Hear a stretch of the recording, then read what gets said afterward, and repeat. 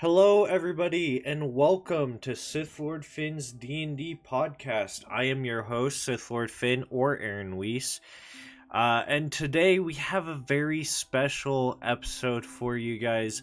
This is the very first Mantador bonus episode of Minecraft Story. So we got, just a small group today for this one. We'll let them introduce themselves, starting with Crono. Crono? Hello, Crono here, and I'll be playing who I usually play, Vecter, Lavender. Yep. And then Phantom and his friend.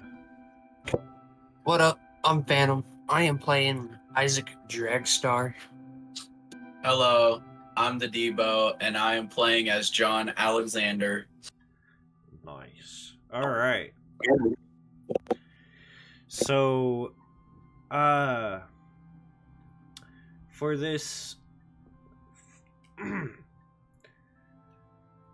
So, I guess we'll just, get right into this. You all wake up to the smell of freshly cut grass. You open your eyes. A world of blocks appears before you. Buildings of square surround you, and strange creatures walk around you. You look at your hands. You are also made of blocks. You have no recollection of how you got there.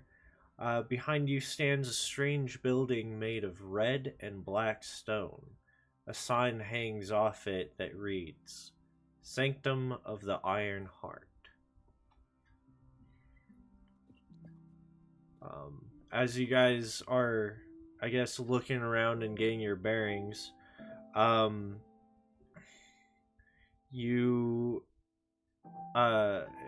it's day. There's a lot of I would say this is a spruce village, a spruce wood village. So you guys there are a lot of what would be spruce trees, but are obviously made of blocks because this is Minecraft. As you guys are looking around, you do notice that there's Crono and Isaac. You notice each other, and you're like, oh, this guy looks familiar, and then you realize, who's that guy? Were we kidnapped? Huh? No, my character. Yeah, Yeah, but my I character don't know. does. Oh, it's echoing. Why is it echoing? Who is Echo? It's Phantom. His stuff echoes. But you guys, you as both you and Isaac are looking around, and you see this dinosaur-looking thing, obviously in the form of blocks, or in the form of Minecraft's skin, or not Minecraft skin, but in the form of blocks. You guys hear something in your ear.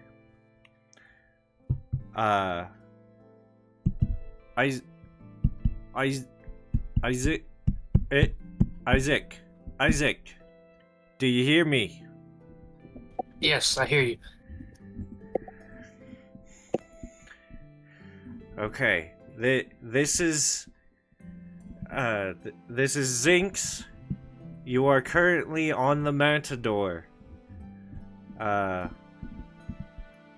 You and you and Vector seem to have been hooked up or put into a sleep and then hooked up to some sort of wireless link.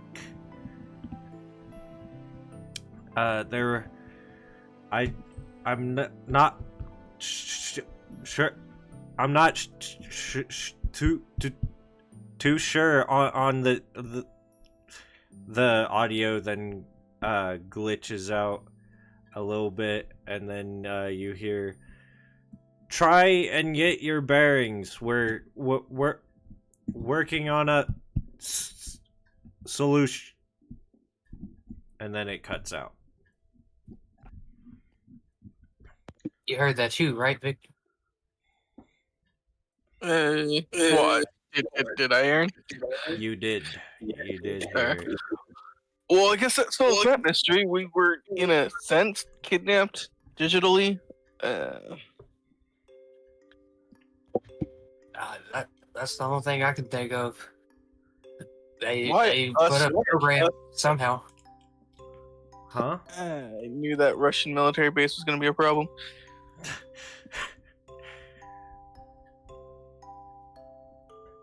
So what's did your friend say something, Phantom? Your roommate?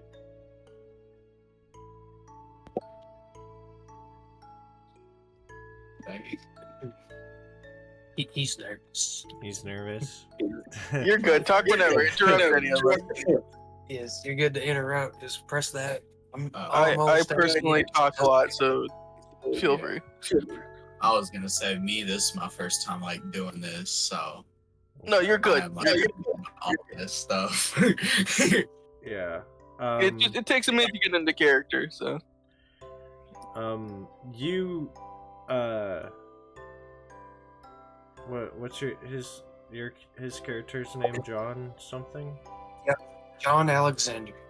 Your character John Alexander, you do recall some sort of blue light. Make me a intelligence check for that blue light that you seem to remember seeing before ending up here. So what you're gonna do is you're gonna click roll. Always make sure it's a D20. So click roll because we don't have actual dice yet. Were you lucky, motherfucker? That 20. What the fuck? Okay. What are you guys using to roll?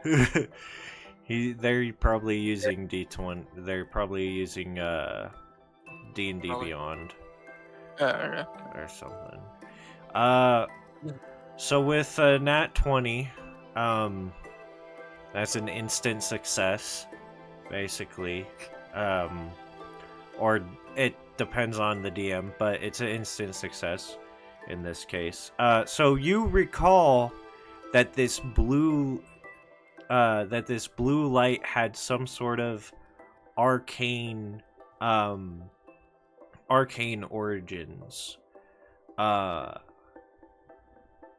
But anything, in fact, you know this to be some sort of portal to another world. But you're very unsure about any other details on it. But you do get that the light is of arcane origin, and it's a portal that was used to send people to other worlds. As to why any of you are here, or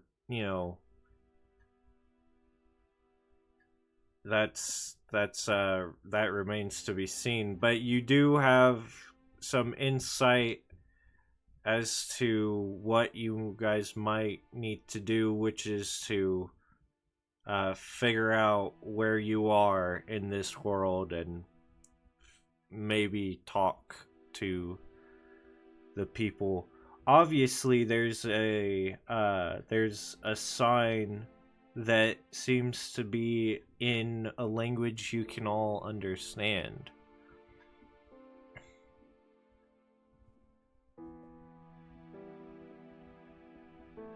I mean, obviously, it doesn't look like any language that you guys could understand, but you all seem to understand it just the same. Weird language. Yeah.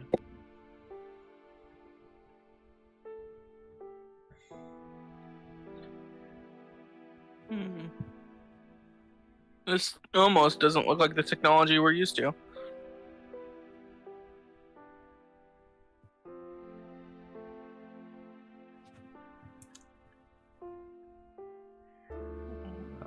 Okay. What are you guys wanting to do? Are there any mountains near? Is there a big like community house or anything?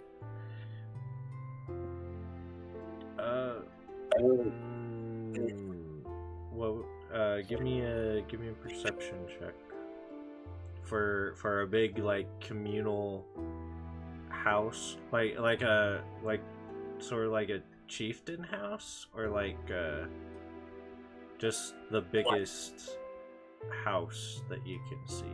Biggest, most important looking house. Okay. Yeah, roll me a perception to see if you can't find any houses like that. +4, 22. 22? Okay. Aside from the building, the strange building behind you, there is one other sorta spruce house that looks like that. It's a 2-story house with a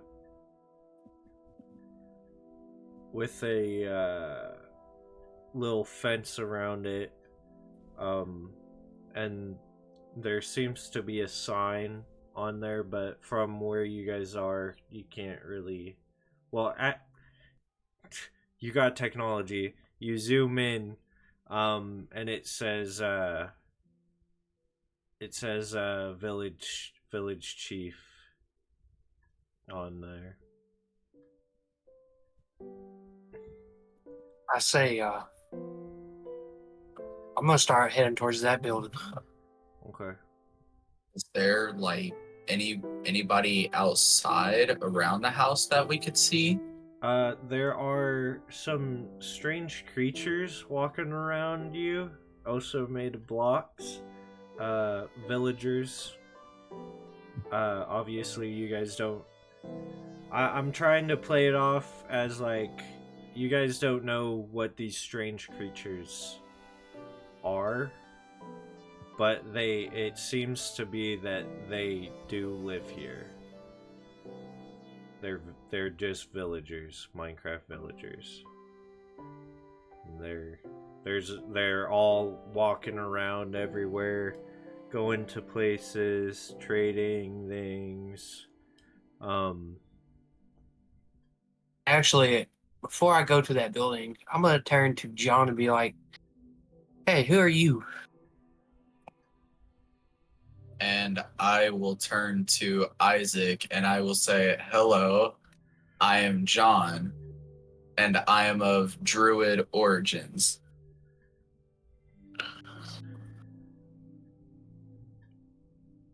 What's a druid?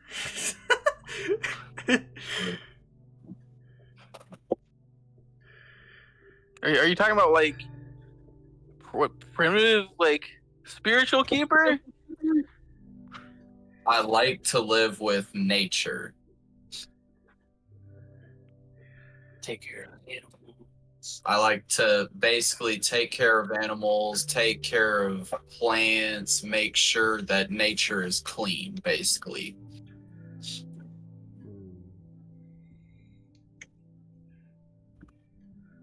I'm guessing you're not from this place either, are you? no. That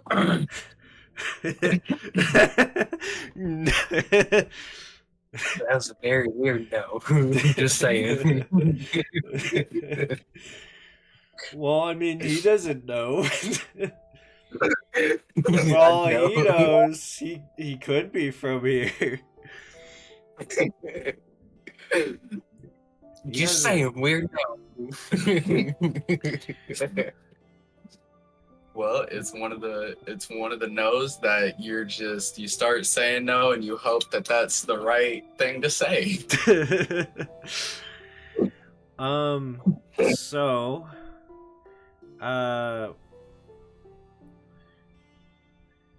so the closest thing that you guys that obviously Vector said like a, what did you say? A like hex herb keeper or shaman or something. What did you say? Primitive spirit. Oh, I don't remember. a primitive spirit, Like- whatever. Yeah. I don't remember exactly what I said. Yeah. It was like that it was is alluding the to shaman, but it was like spiritual leader or whatever. spiritual leader. Yeah, that is the closest thing that Vector would have to describe what he just said he was. And Isaac, the only other thing close to what he described to you would be what Wyvern is, which is a ranger. But there's not many of those. They're very rare, and there's not very many of those types of people, mainly because of the Crowned and Feral. Because they've been hunting those types of people down to either experiment on or induct into their army. I see. So you Well, the only other person that is on the same caliber as this guy that you know is your compatriot Wyvern. hey, actual quick question about her. Is she still on Earth? Did we ever pick her up? Yes, she is currently still on Earth. Okay, actually. So we need to make a pit stop there next time we get a chance. I mean, I we're think technically still on Earth as well. We're just in Russia. We're on the other side of the planet. Actually, you guys don't recall. You guys can't recall your last memories from before you guys were brought here. You can't recall any of that. So you're unsure that if you were to come out of this, where you would be ending up.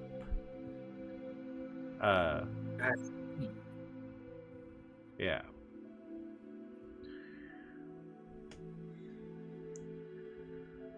Well, in that case, you want to join us, John? Yes, I will join y'all and go with y'all. All right. Well, I'm gonna start towards this building. Okay. I will go with you. Awesome. Okay. I am gonna. Okay, so what are the other points of interest in this area? There is a building behind you made out of red and black stone with a sign that hangs off it that reads Sanctum of the Iron Heart. That's one. The other one is a 2-story building with a fence around it that has a sign outside that says Village Chief. A couple other points of interest is a blacksmith shop that seems that it looks very primitive from the blacksmith shops that you've seen throughout the galaxy. There seems to be another pretty big thing that it looks like a library of sorts. That's a pretty big building. Might be a little bit bigger than the chief's little hut that he's got going on. There's what looks to be a river off to the side of the village, and then several houses and a couple farms where you can see these strange creatures are in fact farming what look to be crops, but they're all sort of pixelated and, you know, game-like. I'm gonna head to the blacksmith while they head to the... Okay.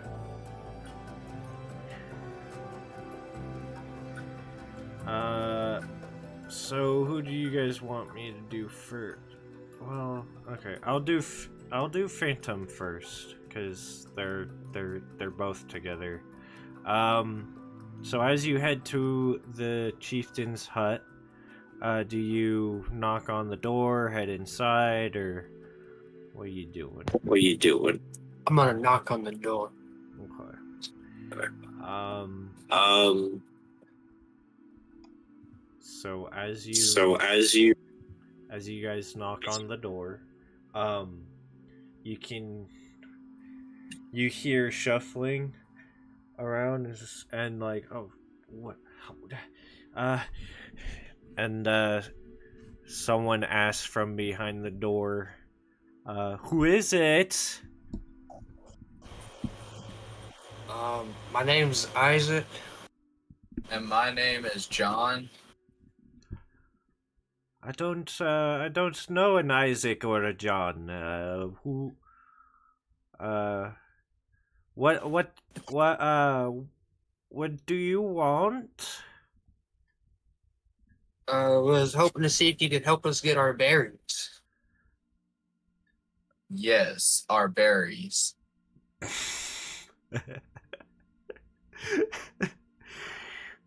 He opens the door, and you see a pretty frail, old-looking, creature from outside. Says, "Oh, you're one of them. I see. Come in. I have some tea ready. Please sit, and I can tell you where exactly you are. I have a couple maps here that might be of some use to you. It's always a pleasure seeing one of your kind. All so different. All looking very, very different from us, of course. There have been a couple that have looked similar to us, but they were missing the most important part, and he points to his nose. So, what brings you to our humble village? Oh, to be honest, I don't really know. Kinda just woke up here. Ah, I see, I see. It's very common with your kind to just pop up unannounced and not know exactly how they got here. Very common, very common. So, you are currently in the Spruce Woods village of Vecter.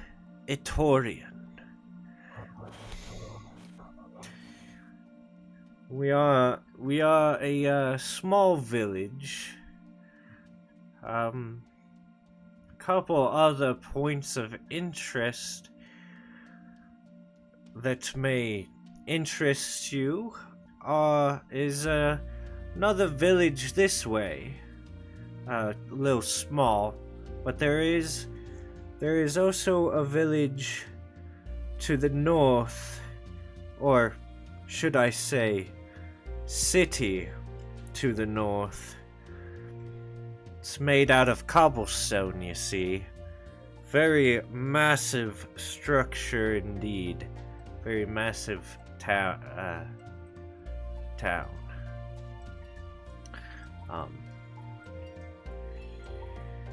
You can take this map, but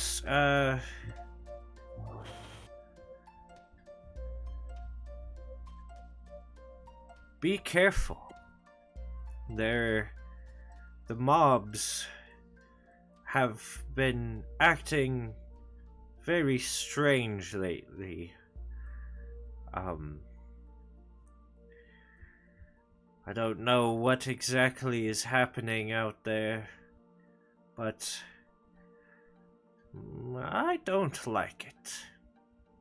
So be careful on your travels.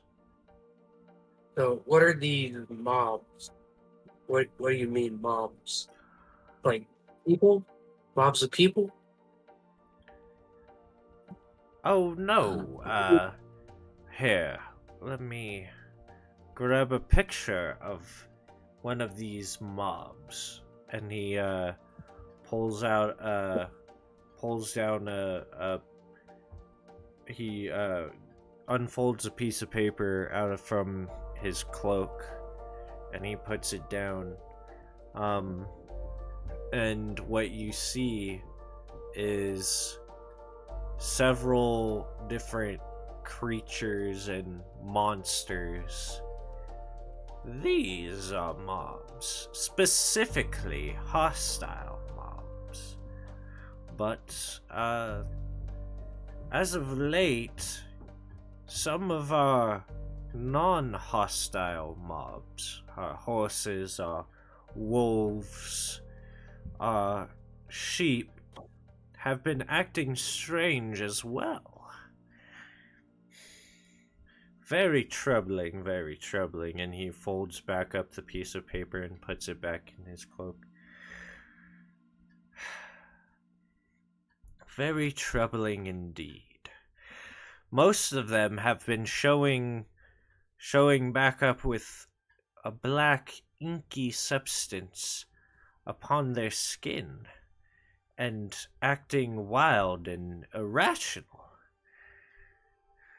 attacking the villagers, us. It's not very good, not at all.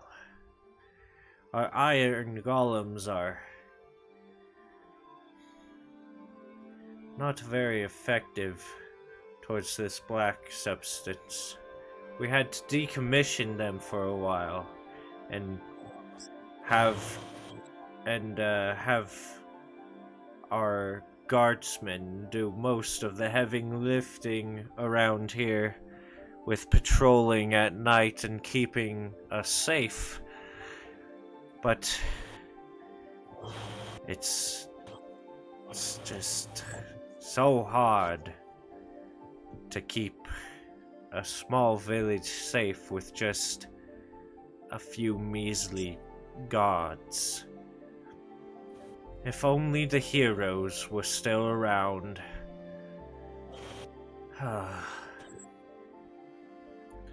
Anyway. Oh, yes. The heroes of old. We have a shrine of them within the sanctum of the Iron Heart. The goddess watches over them now. They protected our realm from monsters and evil. Last known record of them was that they slayed the Ender Dragon. A terrible monster that plagued another world, hell-bent on coming here to rain its destruction. But before it could, the heroes of old, 11, they told, slayed the beast and brought peace. I think I need to go look at this sanctum. You can go right ahead. It's just out there. That's a red and black stone building. Well, thank you for the help. I go ahead and pick up the map, turn to John, and say, I'm gonna go check on that sanctum. Okay. I get up and I turn to Isaac and I say, yes, let's go check out that and see what all there is. Okay. Crono, what are you? So you get to the blacksmith. You get to this blacksmith and open up the door. You see that in this shop he has a bunch of it's not he has a bunch of armor, very square looking armor, but definitely looks like it would fit your body as it is now, on these sort of stands, weapons all around, and he's behind a sort of counter made out of cobblestone, and he says, what can I help you with? What you selling here? Oh, I sell armor, weapons, you name it. Well, you got anything like this? And I take out my pistol and lay it on the counter. Well, that's a weapon I haven't seen in a long time. Hell, I think the last time I saw one of these was when the old heroes were here, still kicking back the evil. Those were some good times. But this weapon here seems to be a lot more powerful than what them old heroes had. Say, where'd you get this? Back home. And where might that be? Probably a few star systems away. Star systems? Oh, so you're from the heavens? I like it, if you want to put it that way. So you must be one of them new heroes. They've all been coming from the heavens nowadays. I think a couple were just here a while ago. Don't recall where they went. Probably to that big town. Anyway, what you need? Big town. Where would you say this big town is? Oh, yeah, it's on the. It should be on the map. There might be a couple signs leading to it. I think you might need to head northeast. I'm not too sure. Anyway, is that all? Let me see what your best weapon is. My best weapon. Okay. He goes in the back and he pulls out. He grabs a sword in a sheath and he pulls it out. This here, it glistens. It's kind of translucent and shiny. It's a diamond sword.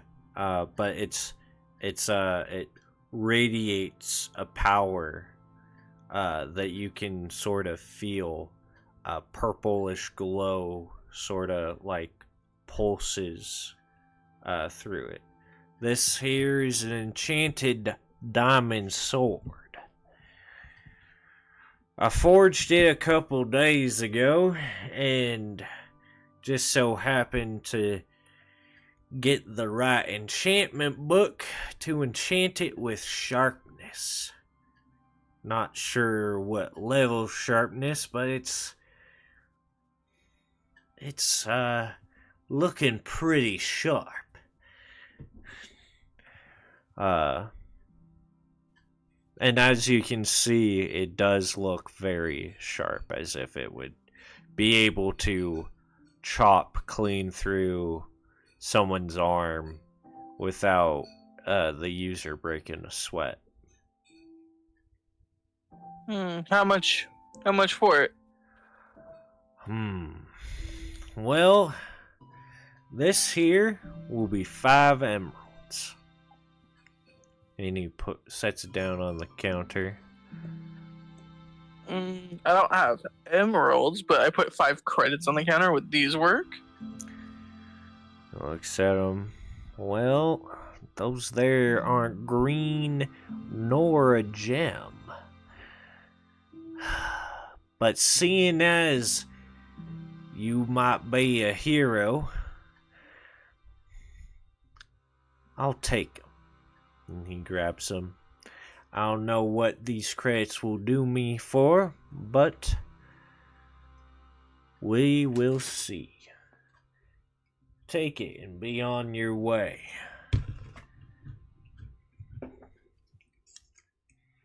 Unless you need anything else. I grab it and then go try to find Phantom and the other guy.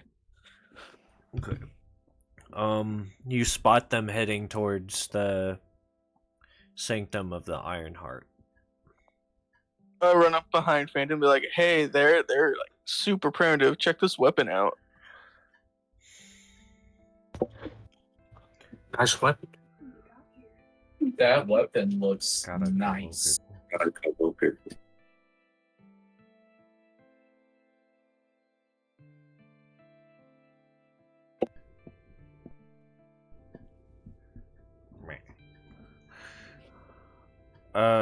So what are you guys doing? We're heading to the Sanctum. Okay. Okay. You going inside? Yes. Okay.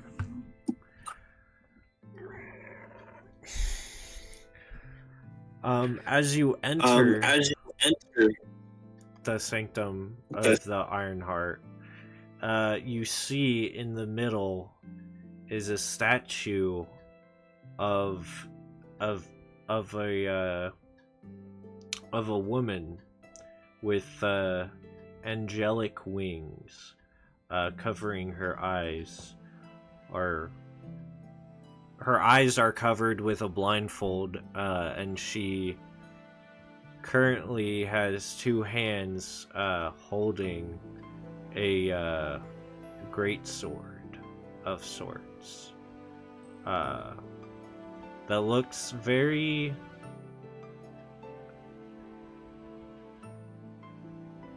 it's got like a slit down the middle, kind of forking the tip of the blade into two tips. But it kind of looks like it could be a high-tech weapon from where you guys are from, but you're unsure. And surrounding this statue in the middle are several more statues of people that seem to look like how you guys look right now.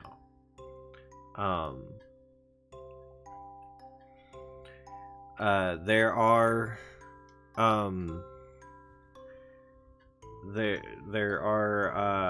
what looks to be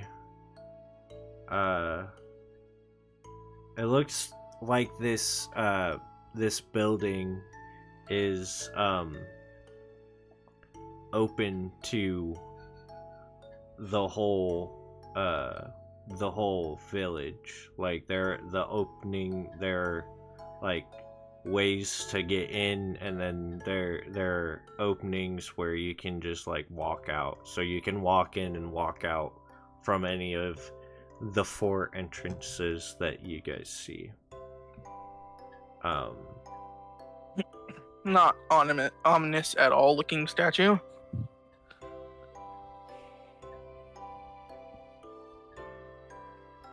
No, not at all. Doesn't look ominous whatsoever. You see at the bottom of these statues names. You see the selection of names: Finn, Nata, Amiji, Damon, Agond, Iterus, Jellic, Lucif, Mimi, Orbed, and Spent. The 11, and you see a sign, the 11 heroes of old.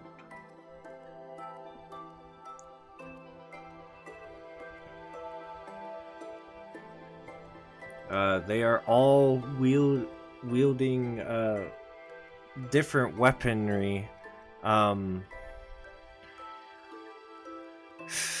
Finn seems to be wielding a rifle with a shield on one of his forearms. Another one seems to be wielding a sword with a pistol. Some other ones are wielding similar loadouts. One of them is holding a shovel and a what looks to be a ball of some sort. But they all seem to be holding different items in their hands. Whether they be weapons or shields or whatever.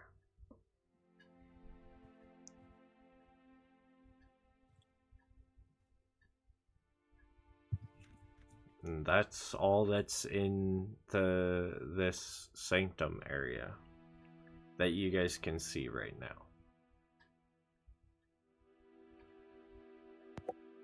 Is there anybody who looks like they are in charge? In charge in the In charge in. Yeah, in the sanctum.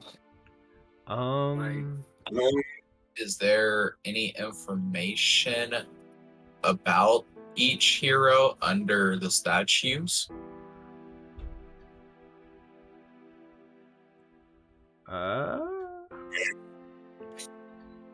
There does seem to be some priest-looking dudes inside the sanctum.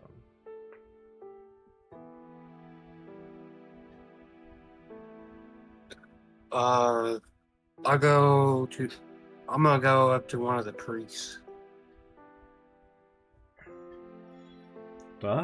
Yes, my child?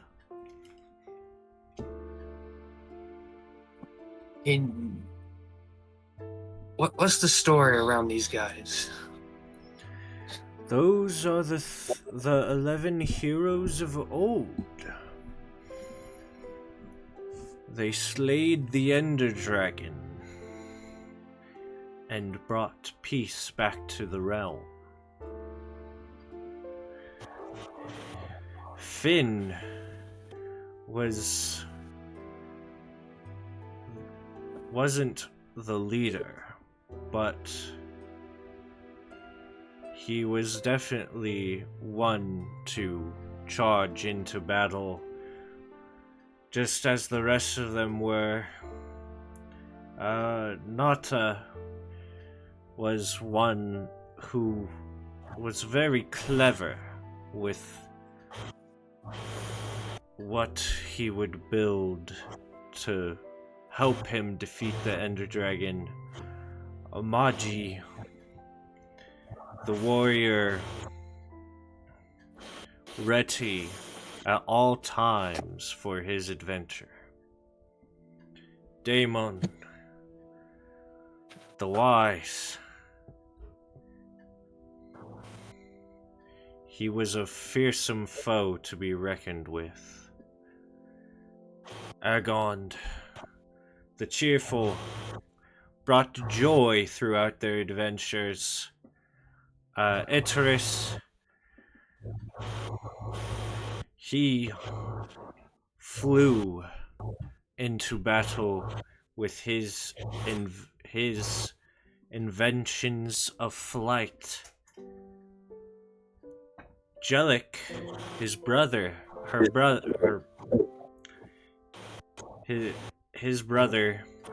his sister, I should say,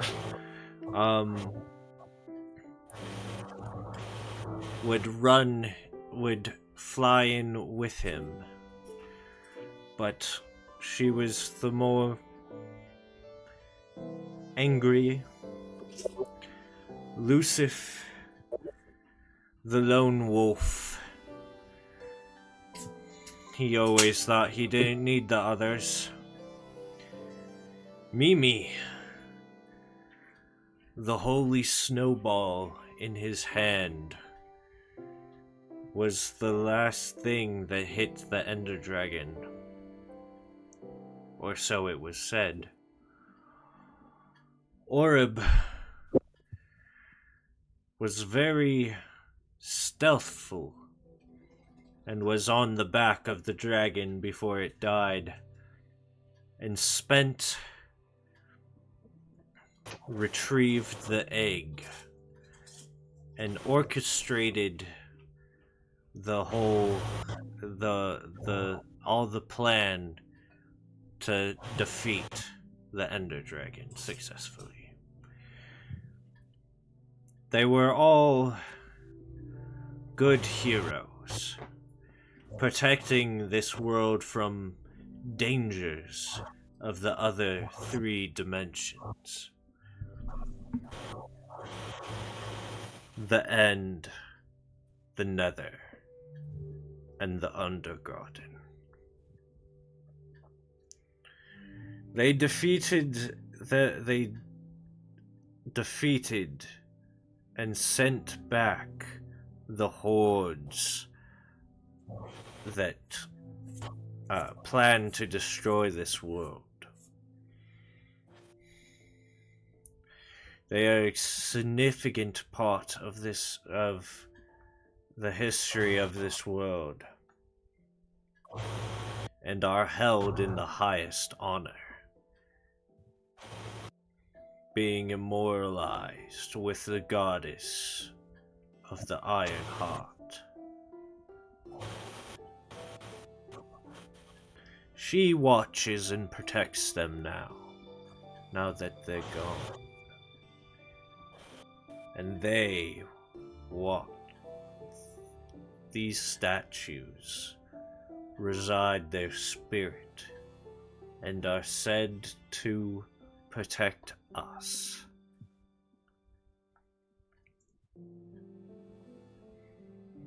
But as of late, ink has been plaguing the entirety of the forest. Everything, hostile, non-hostile, has been taken over and is now hungering to wipe us out. We do not know where this ink came from, but may the goddess of the Iron Heart protect us.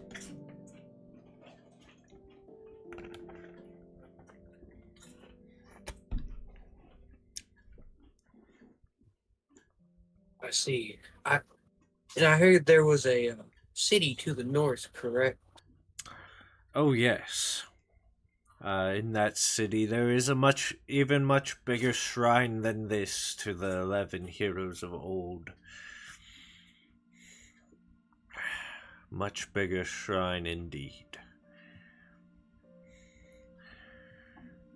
The goddess of the Iron Heart is a very big part of our culture here, as well as the heroes. Say, you all look like the same. You all look almost identical to the kind of beings the heroes were. Are you also heroes? Sent to help us in our time of need? Who knows? We just woke up here today. We might be. You might be indeed.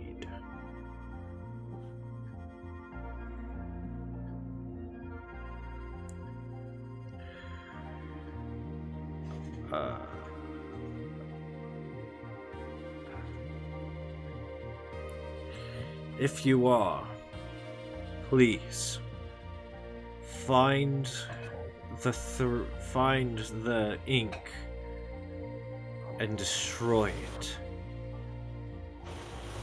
Find the source of it and destroy it.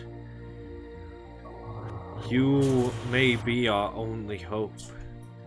The other heroes we sent to destroy it haven't come back. We fear they may have run away, or may have returned back to the world and not helped us. It is unsure. We are very unsure at the moment. Please say that you'll help us. We'll do what we can.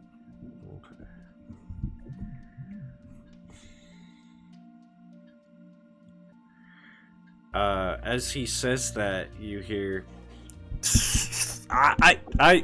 Isaac, Vector. I have found. Yep. I have found a way that I can get you out of there. I have pointed the location that I can retrieve you back to I send go now. I think you Coordinates want to have send the been coordinates. sent to your guys's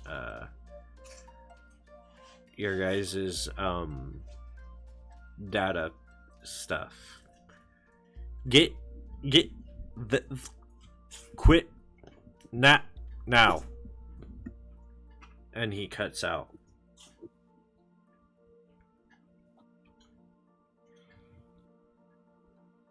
So, can I try to match up the coordinates with the map to see? You can. And it looks like it's just looks like it's 500 kilometers into the spruce forest. Around it looks like it's in between the small village and the big one, just a little ways of it.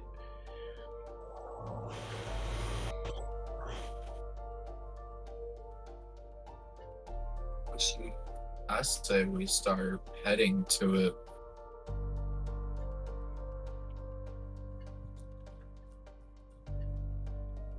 I mean, yeah, we got nothing, no other points of interest. Yeah. Unless wait, is it on the way to the city?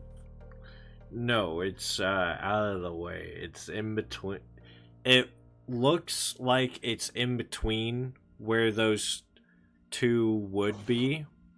So you go so it's sort of like a fork, right?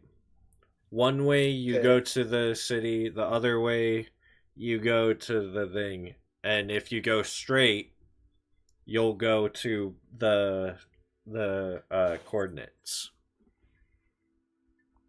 So it's a fork in the road, but instead of going either way, you would go straight. Gotcha. Yeah. I guess I'll agree. I'll say we head to the courts. Okay. You guys heading to the courts. Yep. As you guys are walking towards this area, you see that the sun in the sky starts to go down. Well, go down a little bit. It's not fully down as you get to your destination, and you see a pyramid-like structure with ink oozing from each side. There's ink all around this structure. There's ruins all around this pyramid. And up top at the pyramid, you see what looks to be a floating block of some sort of stone. Nothing seems to be around, but this black ink seems to be covering the whole. You're gonna shoot it? Yeah, I'm gonna shoot it with my sniper rifle. Alright, roll an attack roll. What is my? It's a 3D or it's a plus 10, D20 plus 10.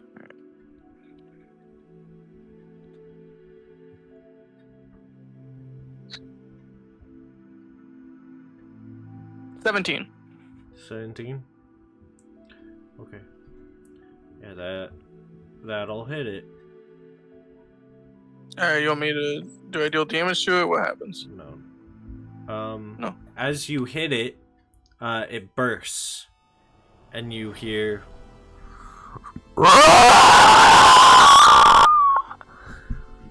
sort of like a grumbling growl shriek, like a. Isaac, boss fight time. Um,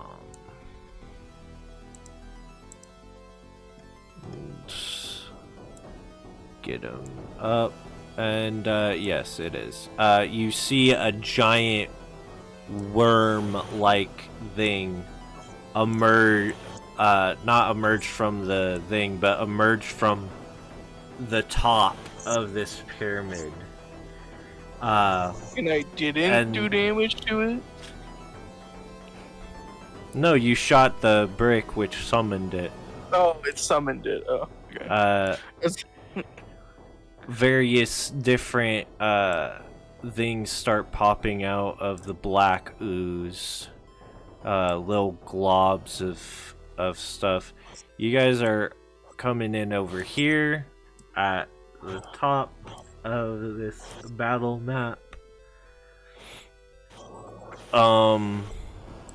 Different structure, different enemies, sorta plop down.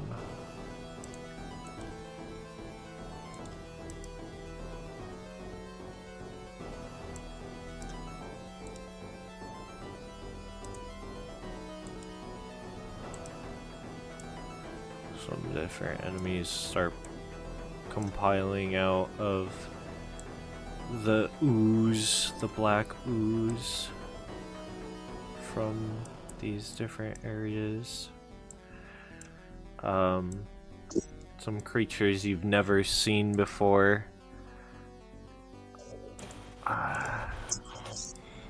Some other worm-like things pop out. Oh.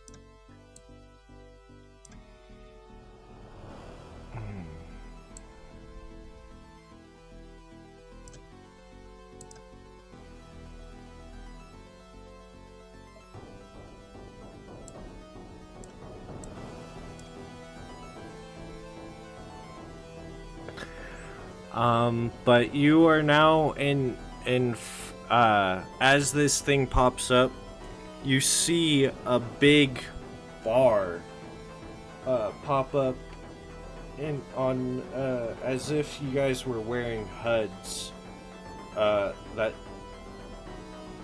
says something and has a name on it that says Bolt.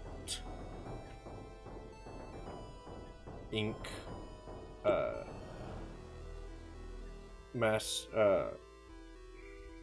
boss of ink, or some shit. Anyway, somebody roll me a d6. 1 through 3, bad guys go first. 4 through 6, you guys go first. Here, we'll let the Debo do it. His first roll was a nat 20. 5.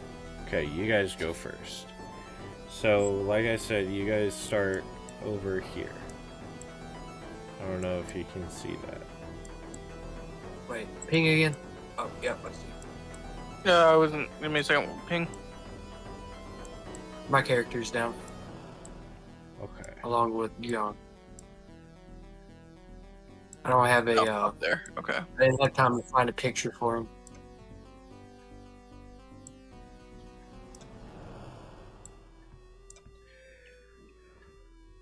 That is a-okay. Alright. So it's your guys' turn first. What do you guys want to do? Now that you guys are in combat. Alright, so now we're in combat. Yeah. You can choose to do an attack. So you have one action, I think. Alright.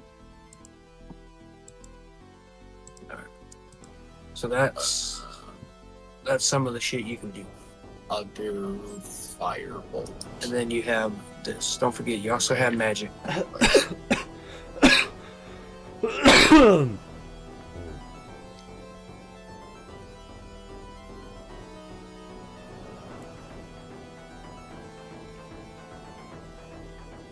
So you're I'll ready do to sleep with animals.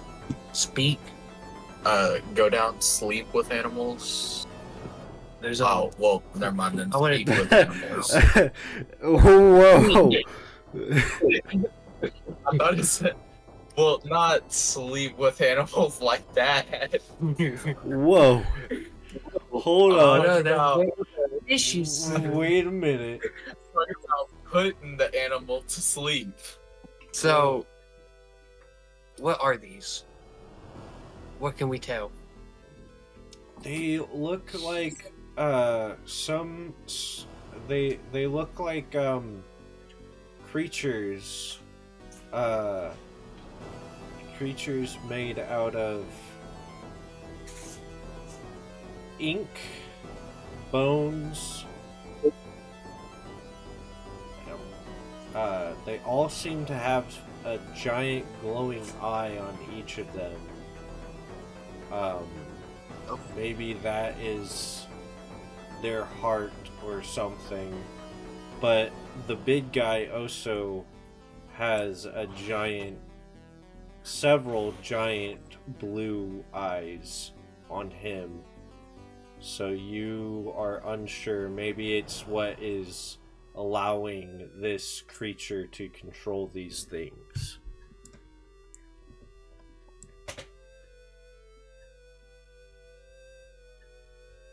Alright. So, they're not animals. Wouldn't recommend it. I'll just do, So, this will let you teleport yeah. up to 30 feet. And it's a bonus action. So, you can do this and then you can attack with something ranged.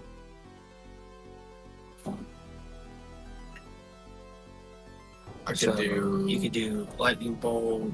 I could do that with the lightning bolt. So I just do. So, you want to use your bonus action to do a misty step.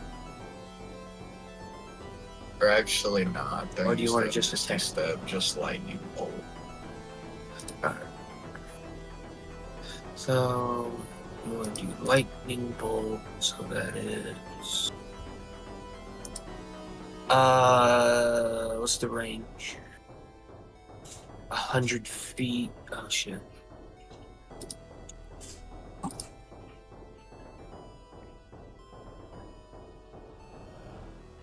How you want to attack? I'm Big gonna- guy. This medium dude, small guy. Or do you want to move up and try to hit big guy? Move up a little bit and try to hit big guy. Uh,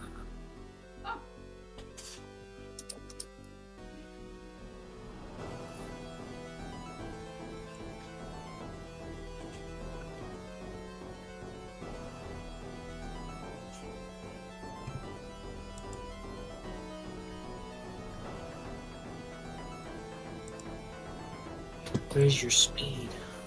30.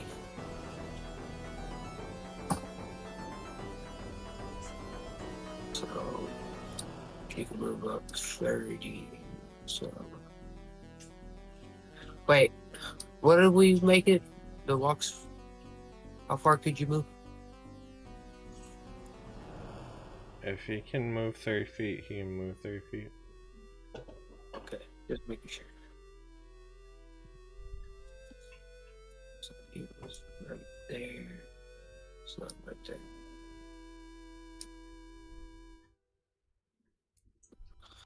And then from there, how far? Okay, yeah, you're only gonna hit that guy. So He's wanting to do lightning bolt this dude. Okay.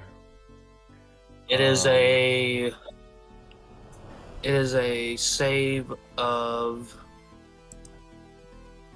where is it? It needs a dex save of 14 or higher. Okay. Well, it's not very dexterous, so he fails. So deal damage. We're going to do 8. Roll 8 d6. So 1, 2, 3, 4, 5, 6, 7, 8. And then roll 5.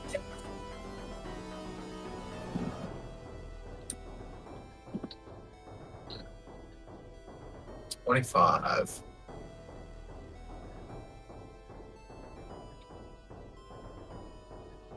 25. You hear that, Aaron? Yeah. It seems to be losing a little bit of the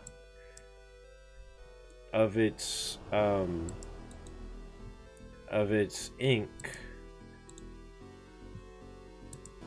And as like a big part of the ink from that blast sludges off, and it screams in pain. Some small guys start to form from the ink that is chopped off. That falls off, actually.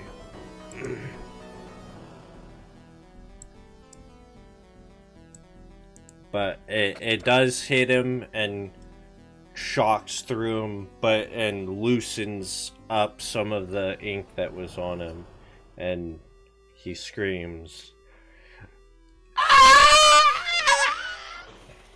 or some shit like that. What was that? I don't know. I'm trying to do noises, sound effects, and it's not working. You gotta be more dramatic I don't know. I'm going to move up as well.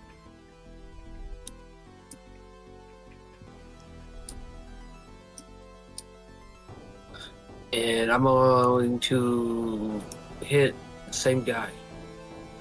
Okay. Was my assault rifle. Okay. Roll. So that is. Oh, let's roll the hit.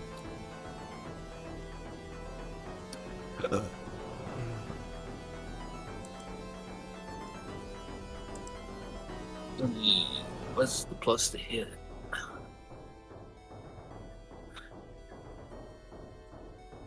Plus 10. Okay, 19. Yeah, that hits. And then damage 1d10 plus 8.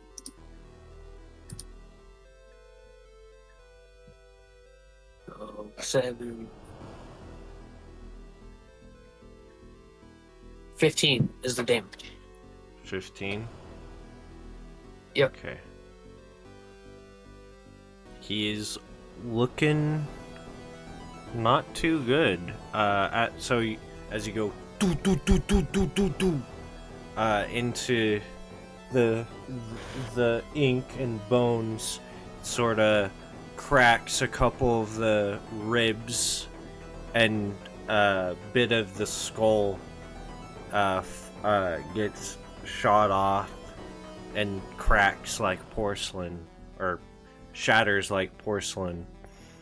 And he yells again in pain and screams.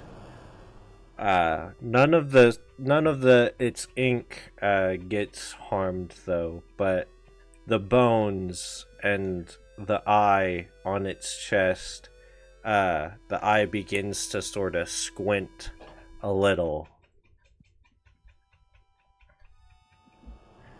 as if almost closing. Alright, Crono, you're up. You're the last one before it's their turn. So I'm gonna. What's my movement speed? 16 meters.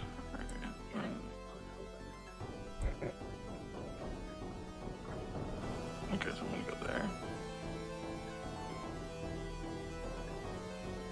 It was there actually.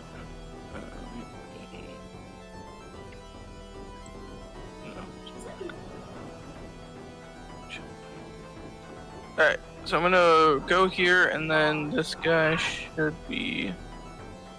Yeah, that guy's in range. So I'm going to shoot him twice with my sniper rifle. Okay. We get it. You have a hammer. 22 and.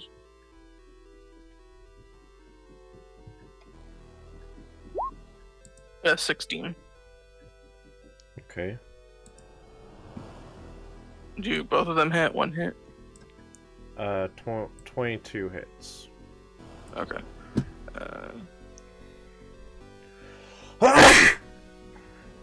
That's 19 piercing damage.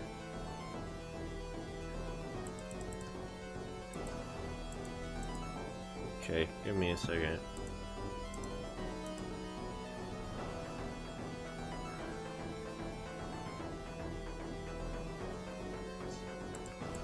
And I get 2 attack.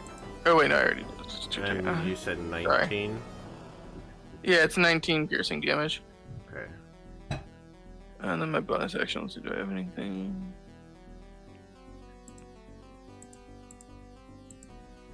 He is definitely a lot more sludge pops off as you blow a hole through his chest with your sniper, with your shot.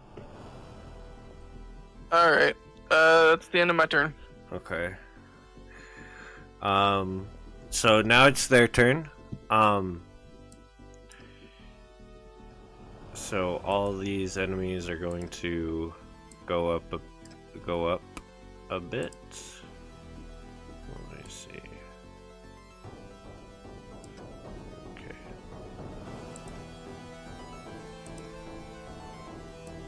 So 5, 10, 15, 20, 25. 5, 10, 15, 20. 5, 10, 15, 20, 25.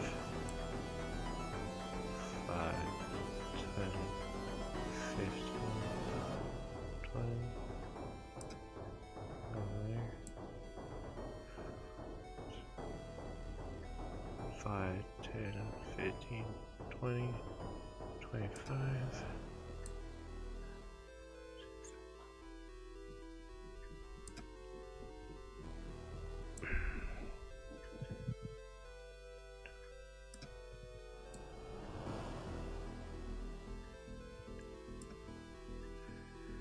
And this guy, he's going to go. Oh.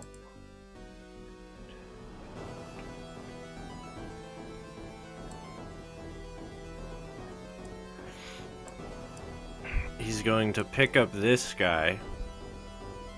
And let me see how.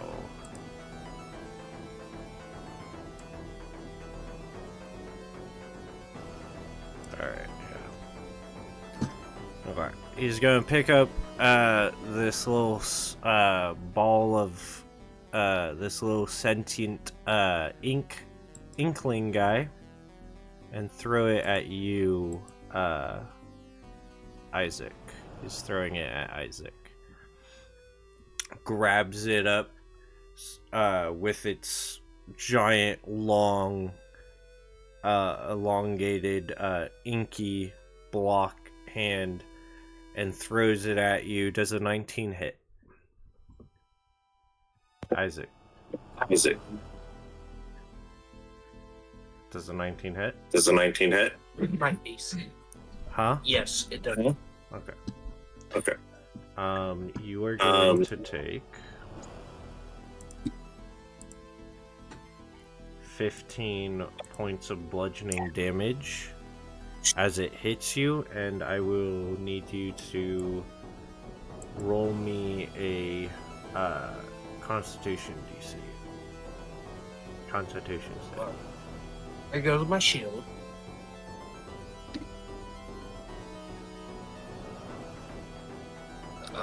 And you need a what? A Constitution? Yeah. So plus 11. That'd be.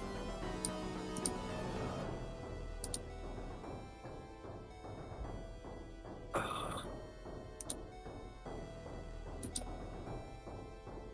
24. 24? Okay. So you will be... You'll just be blinded till your next turn. I can't see anything. Or no, until his next turn. The thing got through it, or the thing I got hit by? You'll be the thing that threw it. So it doesn't really matter since they're having their turn on the same thing. Yeah.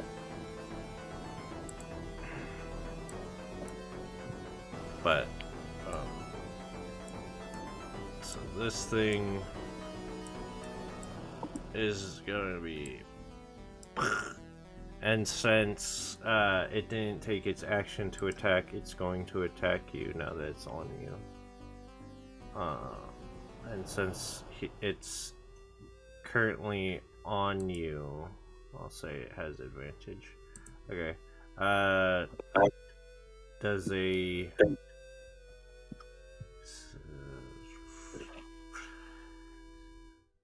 does a 18?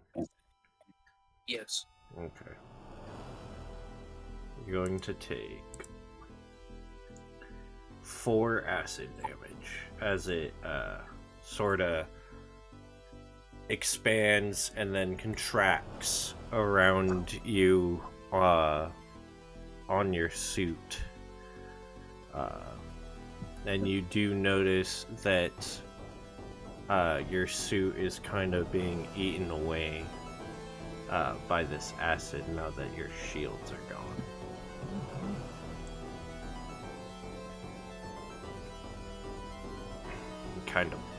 It's kind of burning. And then this guy, he's going to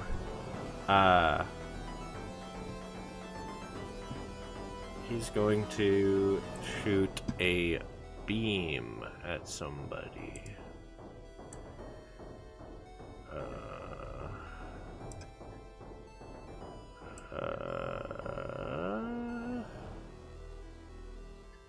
Can shoot it.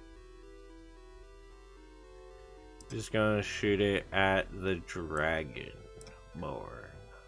He's shooting it at John. Is that your character's name? Is it John? Yeah, Okay. it's messed up. Make me a dex save.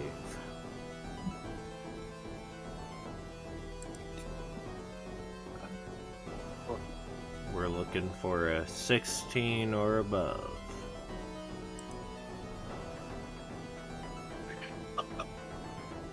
He has an 18. Okay. So you'll take half of this.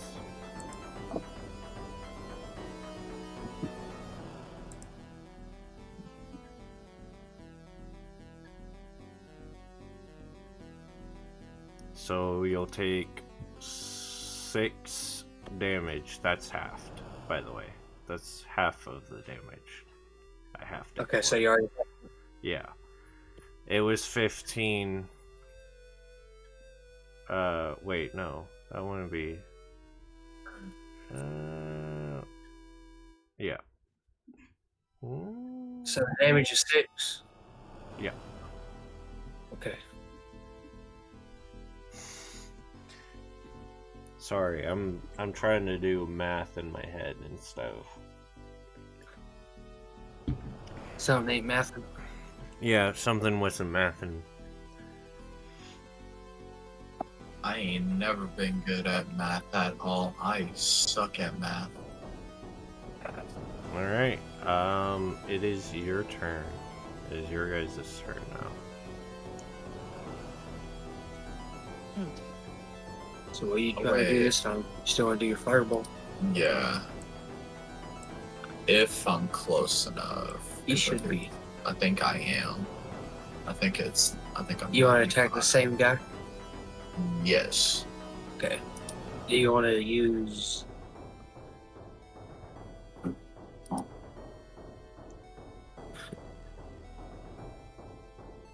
Oh, that's actions.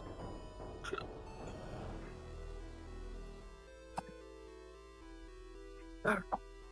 He's gonna use Firebolt. Okay. So he hit. What is it? +4. Okay, you do.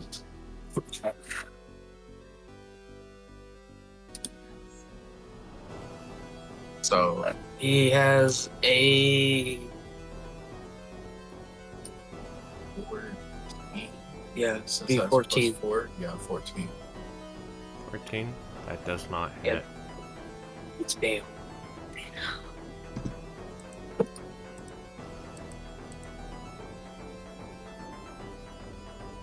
That's pretty much it that you can do. Damn. What are you doing, Isaac? I am going to. If you I'm don't trying to know be- right now, then Crono if I'm you gonna- know. I'm gonna do.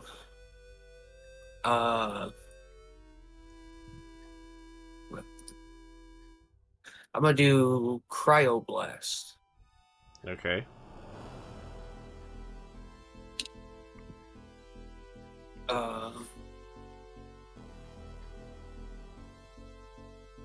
And I'm gonna hit the thing that got thrown at me. Okay.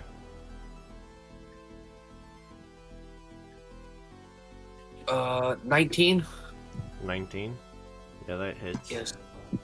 Okay. Of course it does.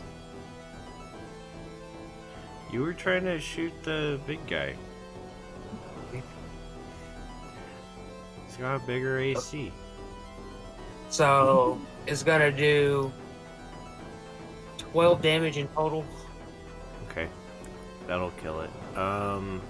So 6 of it is ice, and the other bit was piercing. So, as you you grab this thing that's eating at your pulsing and eating at your armor, and you open up your ice valves in your hands of the suit and blast it with ice, and as it freezes, it then spikes and pierces into the thing as you and as you shake it off, it shatters into a million pieces and melts away down into the ground. And it is dead. Alright. Cool is cool. Let's see who's too cool for school. Crono, it's your... Ink considered water? Huh? Ink is considered a liquid. Okay. Would ink be considered water? It's more viscous than water. Like, and even if you take the water out of it, you'd still be left with like. The only reason I was asking is because with Cryo Blast, it also will freeze like Well, does water ink or freeze? based water. Yes, ink can freeze, especially water-based ink like that used in fountain pens. The freezing point of ink is generally around 0 degrees Celsius or 32 degrees Fahrenheit, but it may be slightly lower due to dissolved substances in the ink. So yeah, ink can freeze. It expands. I mean, could potentially. So it expands when it freezes too. Yeah. Alright. No, but yeah, it said it also froze water, so I just figured I'd ask. Yeah. It froze it. You just shattered it off you, and as it hit the ground, it melted back into the soil. Well, I'll let Crono do his turn now. Okay. All right, Crono. Okay, I'm gonna shoot the big guy again with my sniper. The 18 and a 16. Okay, 18 hits. All right, so let me go to my character sheet. Hit this. The damage. 23. 23. Okay. As you aim at it, you aim directly at its eye, and boom!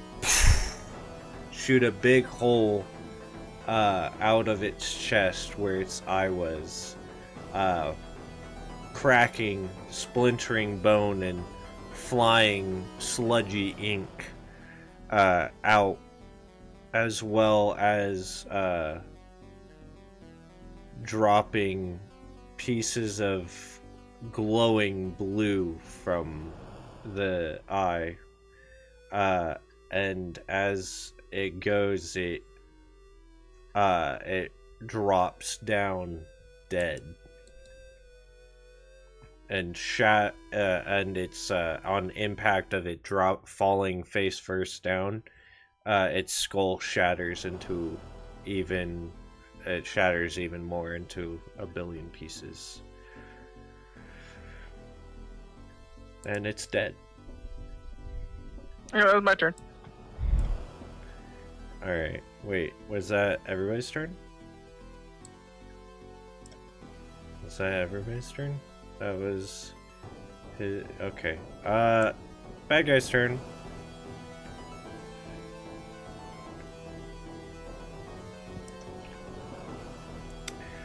This guy's going to headbutt you. That ain't very nice. Yeah. Does a 19 hit? Does a 19? Yes, that might be nice. You're going to take 11 bludgeoning damage.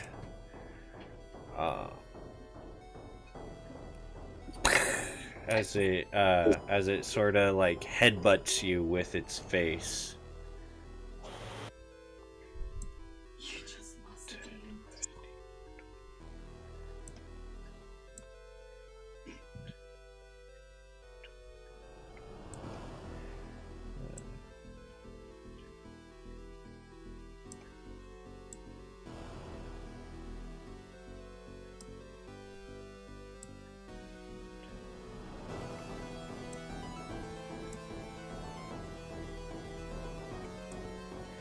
Okay.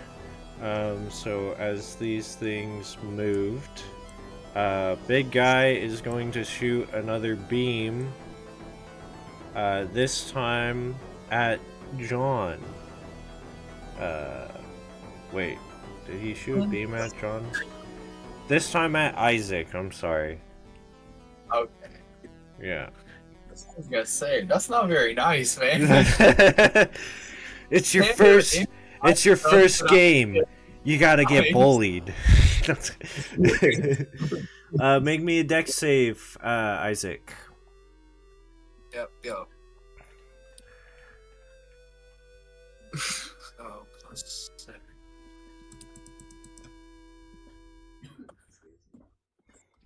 18. 18? Okay. So you successfully passed the dex save. So you take half of this, so... so you take 12 damage. 12 force damage. And that's already halved. Yeah, that's already halved.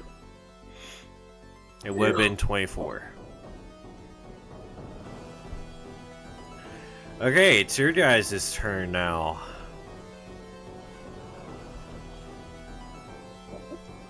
Alright, I'm going to... I'm gonna take a step or two back. Are you disengaging? Yes. Okay. Just so you know, that's an action. Yes, I know. I'm backing off because I'm starting to feel a little hurt.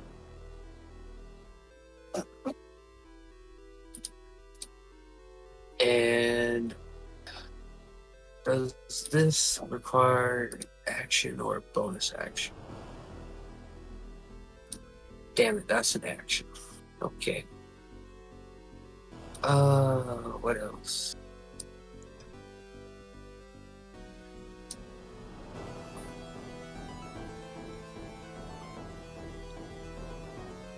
That's an action.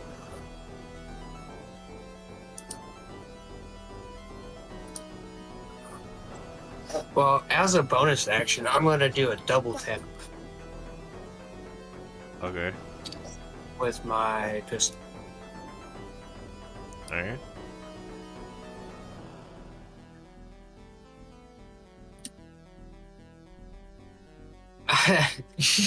Now, I got a 1. I'm not even gonna add. Okay. As you go to quick draw and fire your gun, it jams. It jams up, and you'll need to spend an action to unjam it. Good thing I have another pistol.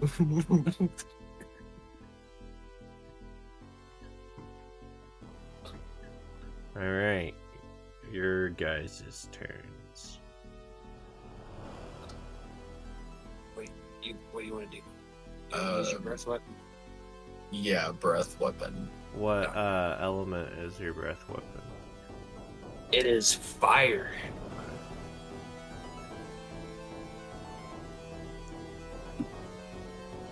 It is a dex of 14 or higher. Okay. In a 15-foot cone? So it Yep. would only hit this guy, right? 8? 5, 10, 15. Yeah. Yeah. Because those guys It are out of... The dude that headbutted you right there is the dude that I wanted to hit. Yeah, he's gonna Yeah. attack this dude. Okay. Yeah, he failed. Oh, he failed. Yeah. That's good. So that is a 3d6, right? Yeah. So you get your 3d6s. And then it rolls. And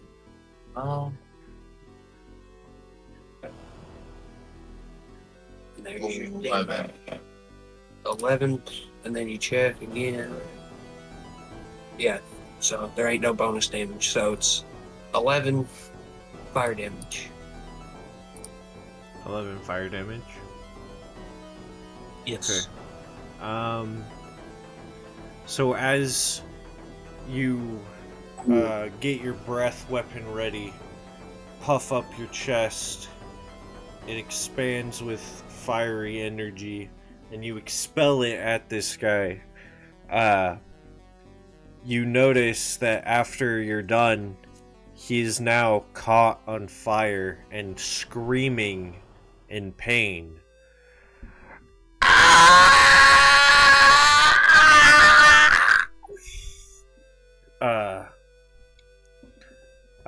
But it is not dead. Alright, Crono, it's your... is that it? Or... Is that it for John? Is there any healing that I could do for us? No. No? Okay, then yeah, I'm done. That's it. Okay.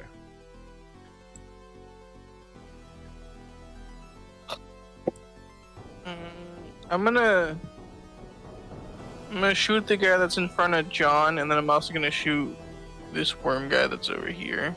Okay. So the one in front of John, that's an 11, Mm-hmm. and then a 22 for the weird wormy guy over there. Okay. Both of those hit. All right, let's see. So that's a 15 and a 24. Okay. Oh.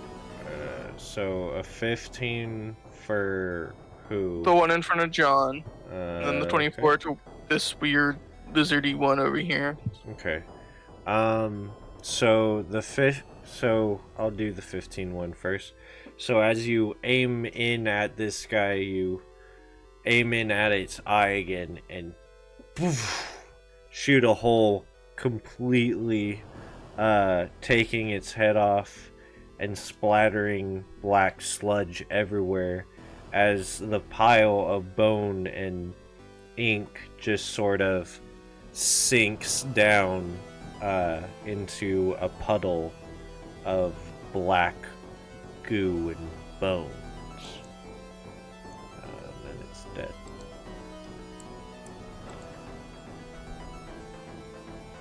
Where's the delete thing?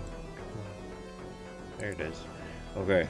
And then for this one, as you aim in on this one, you try to shoot exactly at the same spot, but instead hit it on the underbelly, cracking a couple of its bones and making them blister off, and it screams in pain. Oh, and since the one that John hit was on fire, there's a puddle of fire of flaming bones and stuff cracking here as well, which will do damage to you guys if you enter it. So we'll just put a little flaming puddle right there in front of John.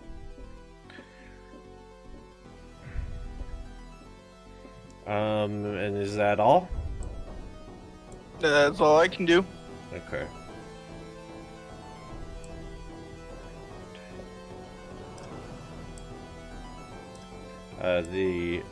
They all move up again.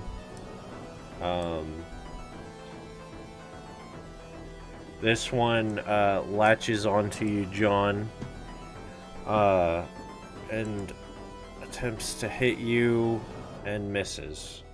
I don't think your AC's 3. And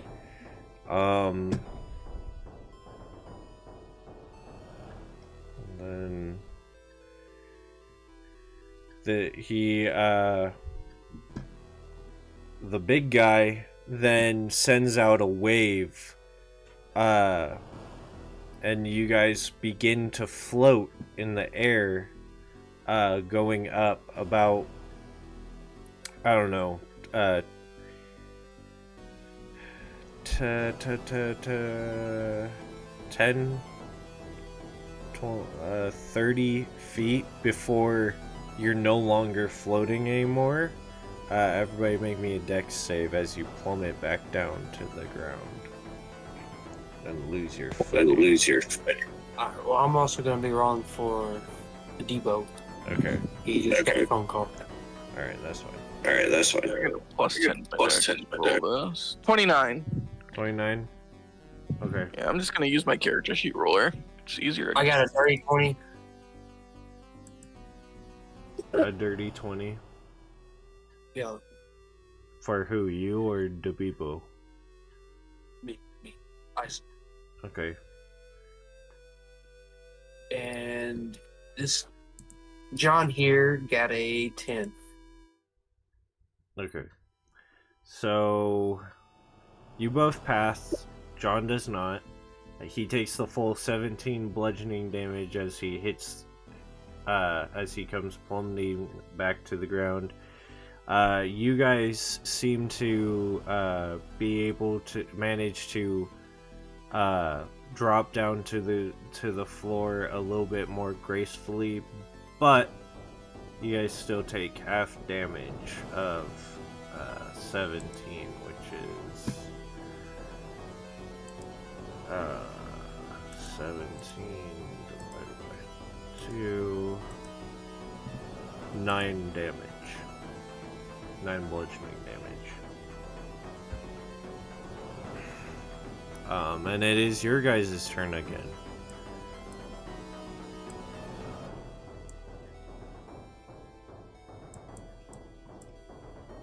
What are you guys doing? It's your turn again. I will. Hang on, what's the range on this?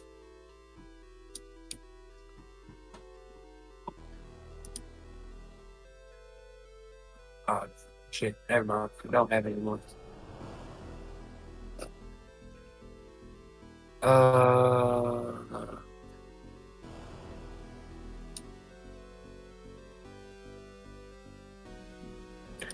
I'm going to use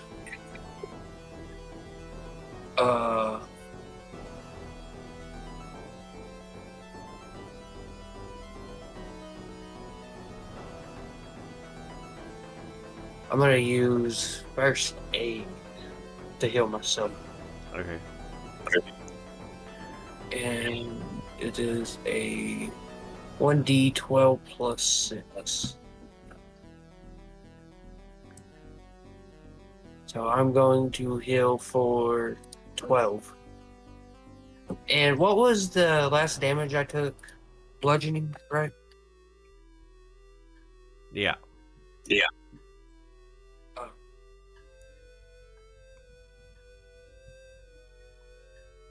You took. Okay, so I will now have a resistance to bludgeoning for 1 minute. Okay. And then... Wait, does this count as a bonus action, or is it a...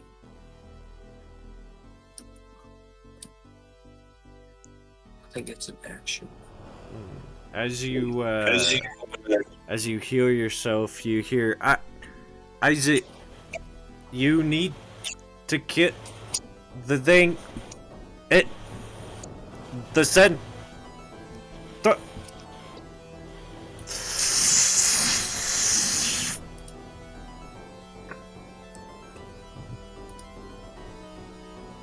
Did you hear that? Barely. Barely.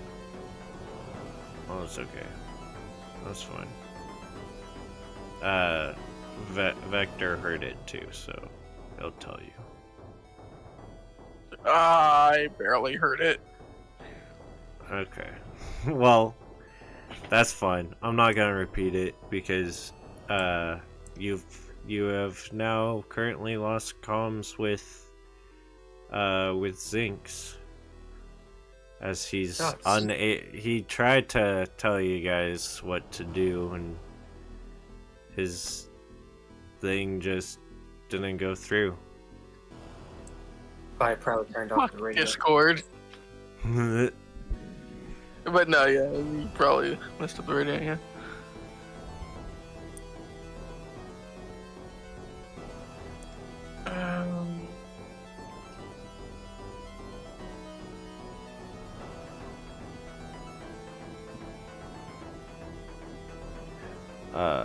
You do see that there is a ping now on the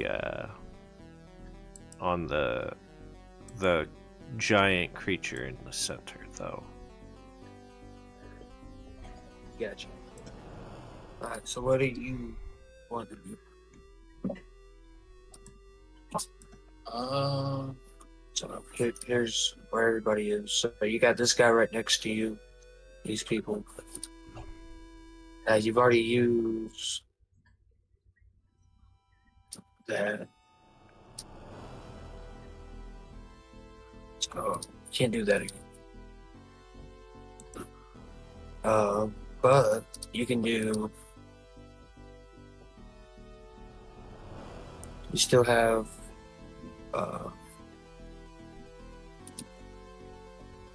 You can still cast one of these. You can cast that 2 more times. And then you can cast one of these. So here's this. It's a cone that goes from you to 15 feet. It's like your breath weapon, but this time it's thunder.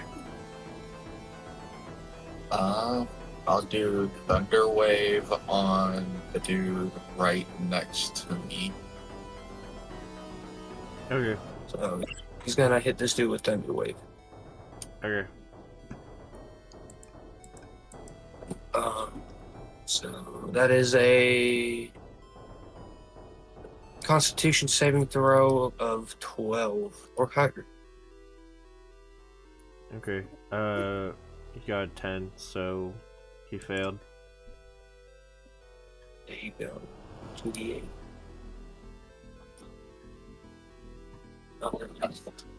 Oh, 8. 8 total. As you build up magic in your hands and clap, a wave of thunder resonates throughout in front of you, and a loud thundering clap can be heard, and it completely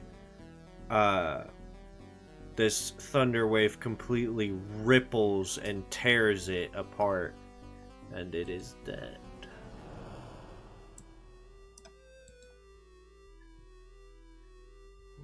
Weird. God damn it, I gotta pull him all the way over here to delete it. Fucking bullshit. Alright, but yeah, he's dead. The little man's dead. As he just clapped him out of existence. Is that it?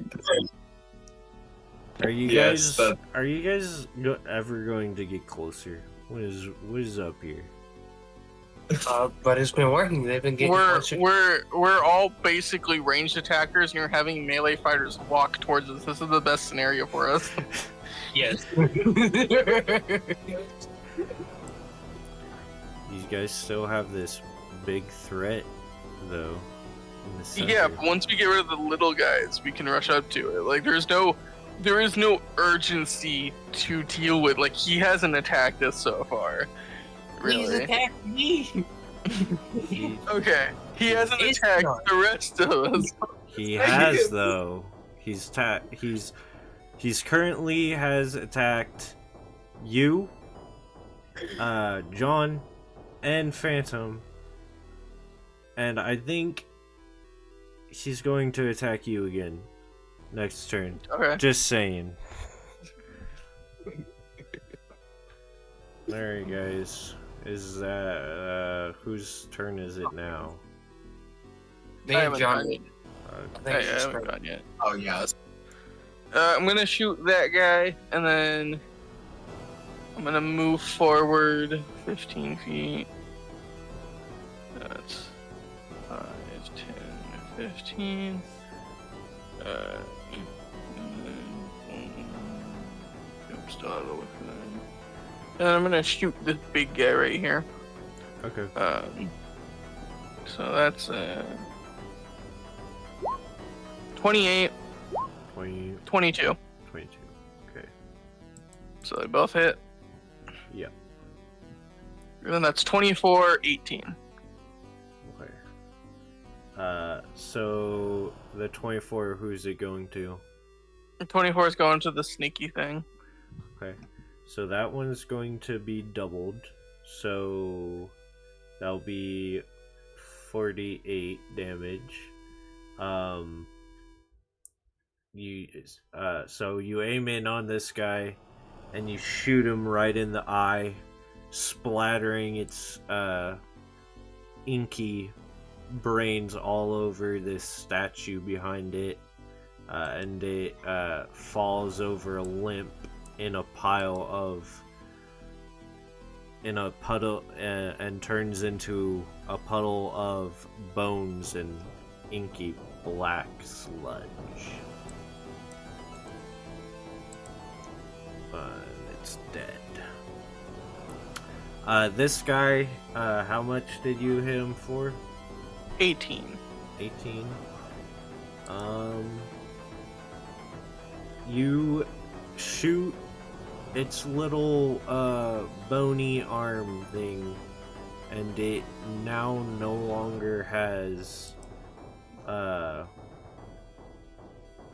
you shoot it off, it shatters outward into its little body, and it starts to sort of puddle a little bit, but it still has a solid form.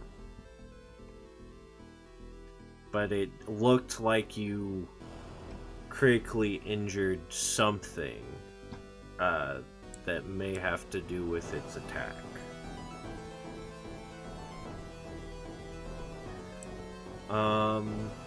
That it? Yep. Okay.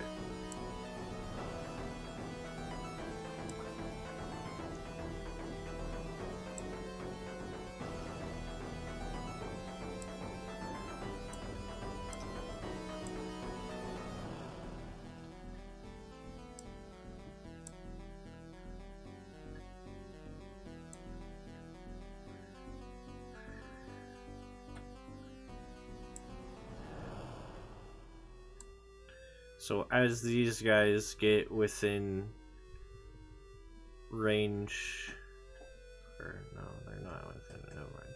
Anyway, as these guys converge on you guys, he does a blast. This time these beams come from 3 of its eyes. Everybody make me a dex save.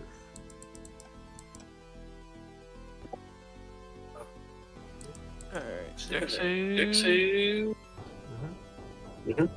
14. Okay, you fail.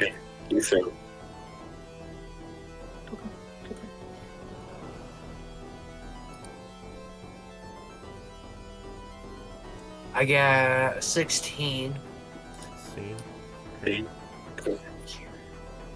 You pass.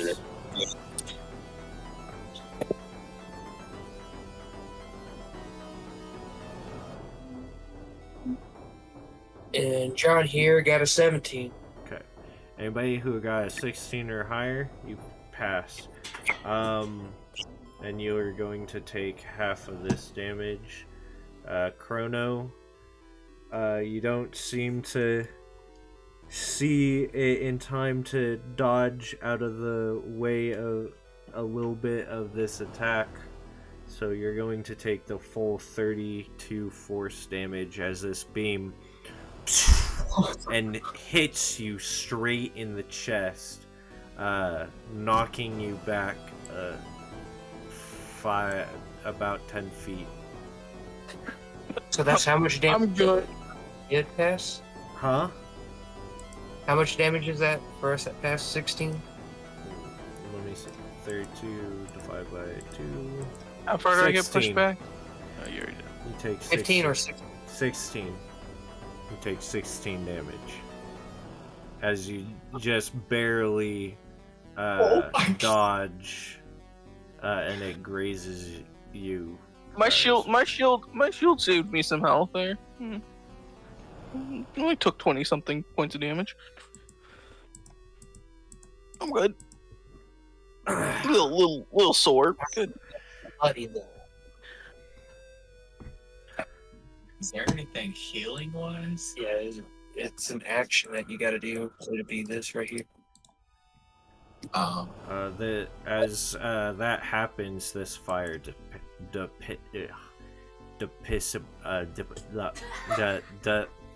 dissipates. It dissipates. God damn it!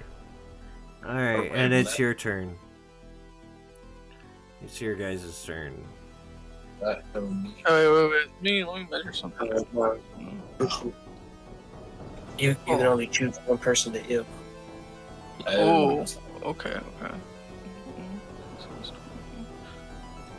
Oh, so turn 12.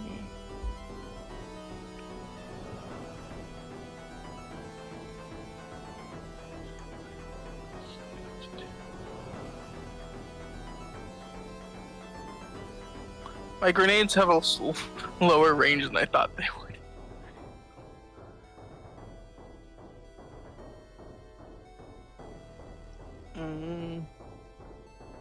Tanya, your grenade might be pretty good, though. No, they're not bunched up enough. What's the area? It's an area of 12 meters. I target an area within 12 meters, and each creature within 4 meters of the target takes the damage as well. They're not close enough.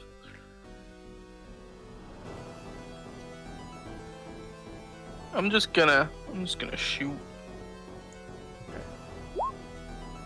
14, 27. The 14's gonna go to this lizardy one. 27's gonna go to who's in range of it?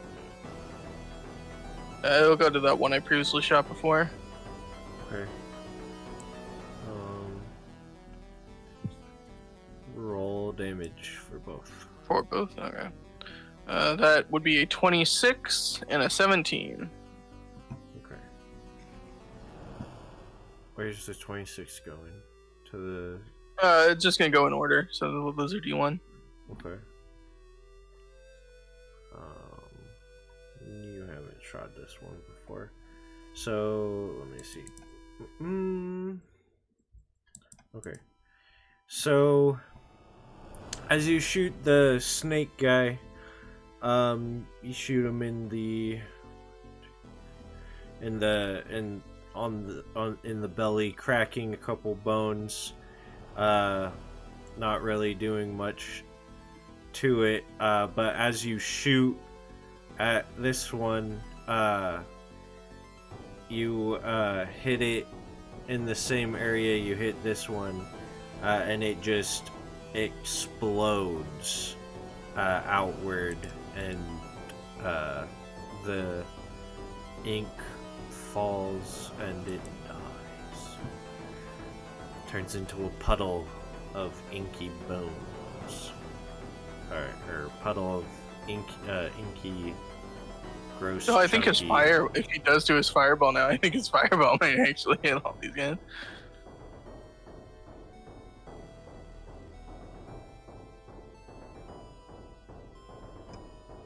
Hello? Phantom. So, Oh shit, my bad. So you're gonna do I am going to move forward 10 feet, and then I am going to use Land's Aid Heal.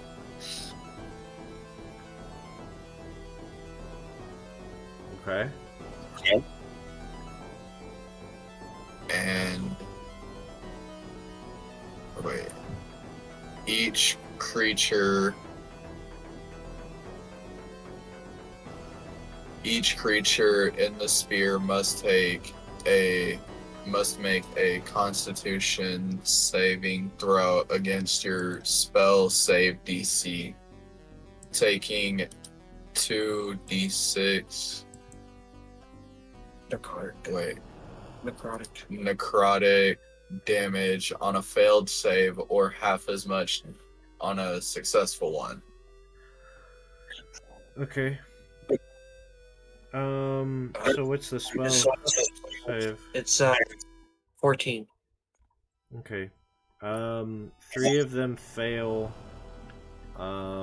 This guy passes. This little blob guy right here, he passes. But the other guys, they fail.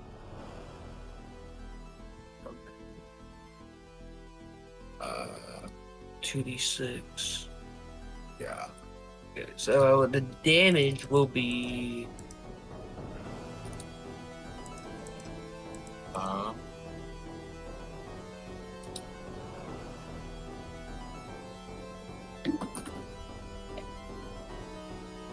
10 total damage.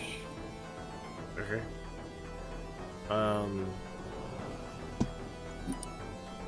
So as they take this damage, they all shriek in pain, as if taking double damage.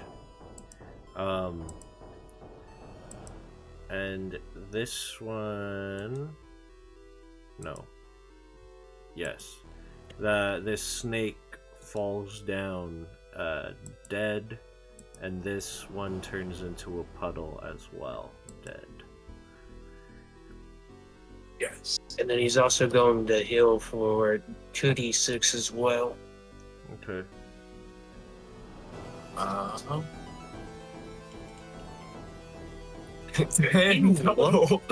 You get hit twice.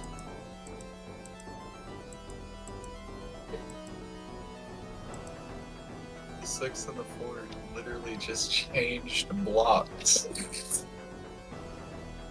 There you go. And There we then go. I'm going to do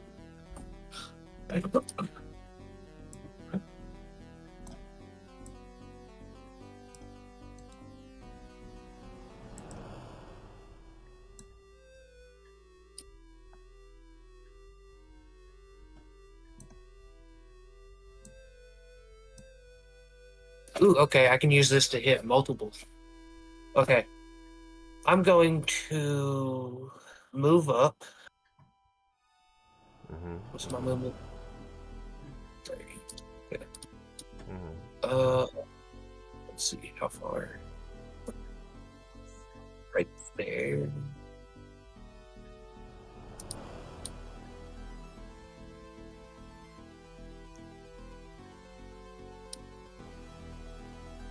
And then I'm going to use Overload. And it shoots 3 bolts. Mm-hmm. I'm going to where is it? It's a DC of 17 or higher. For what? It's the save. Okay. Well, they fail. Both okay. I'm gonna hit the one this one right here twice. Okay. And the damage for that one will be 12. Okay. And then this one's only gonna get hit by 1. And the damage will be 6. 6. And it's spiking damage. Okay. So this guy, as he gets hit with that, the 2 bolts, they go one after the other. One hits it in the chest, and then the other one sort of whips around and hits it directly in the head, killing it and making it and turning it into a puddle. This one, your lightning hits this one into the chest, loosening some of the its structure of being solid, but doesn't seem like it hurt it as much as it hurt the one next to it. Alright, enemy's turn. Right? Everybody did their turn? Pretty sure. Okay. Yes. 10, 15, 20, 25. Alright, he misses. He runs up to you and attempts to headbutt you like his comrades, and misses. Look, he overshoots his headbutt. Or like, he goes to headbutt you and he didn't realize he was a little bit back. So he like whiffs his head in there. Then he is going to... Another wave comes upon you guys, but this one feels more like it's pulling you closer to him. Everybody roll me a strength save. Strength. Yeah. 21. Okay, you're good. Plus 6. Well, you know what they say, things don't happen unless it's for comedic timing. Like how I was cocky and then got hit. I didn't get hit by anything. I got a 24. Got a plus 1.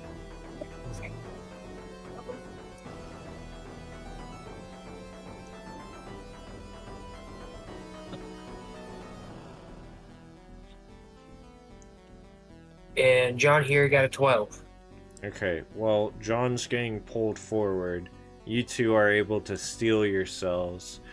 John, you get pulled closer... 50...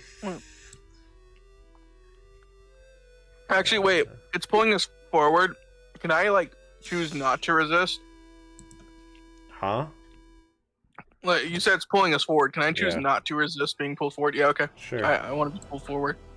Okay, you get pulled forward. And since you did get pulled forward through this structure here, this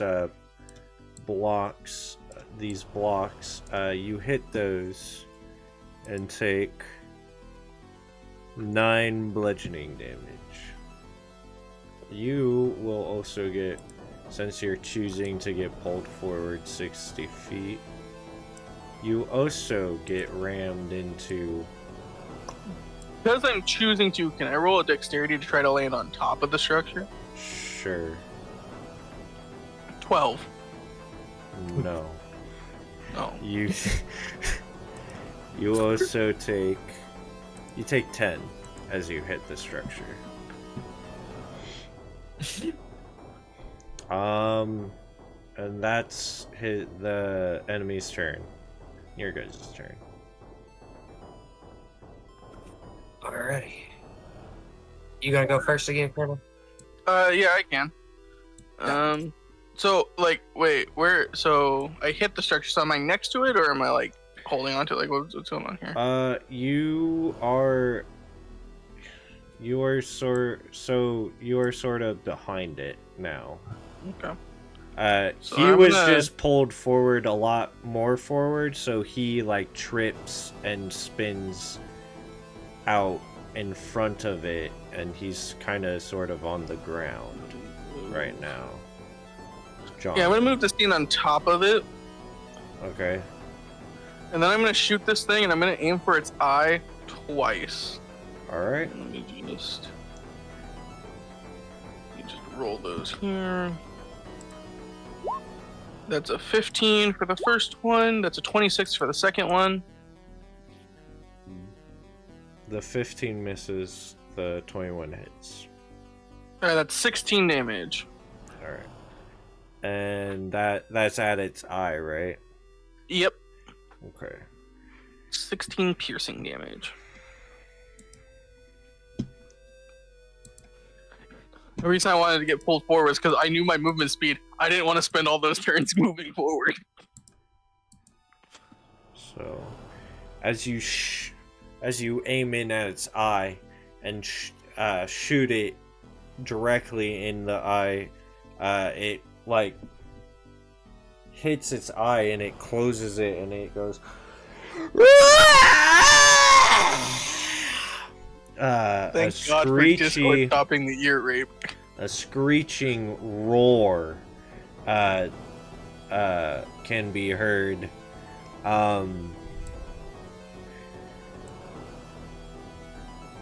And it kind of sounds like it booms throughout the forest.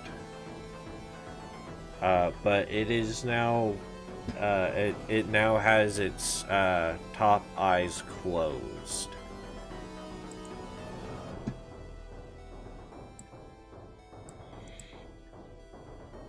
All right, whose turn? Who else wants to go now? So, you're gonna do what? I'm going to do firebolt on big guy in the middle. Okay. And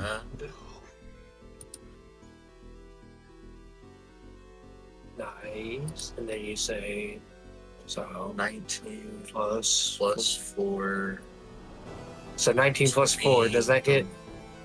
Yeah. 19 plus 4, that's what, 23. 23? Yeah, it's 23. Yeah, that hits. 2d10. Bam. Firebolt's a good spell. Meh. I mean, it's a cantrip, so it's a pretty decent cantrip. And 16 Fire damage. fire damage. Okay.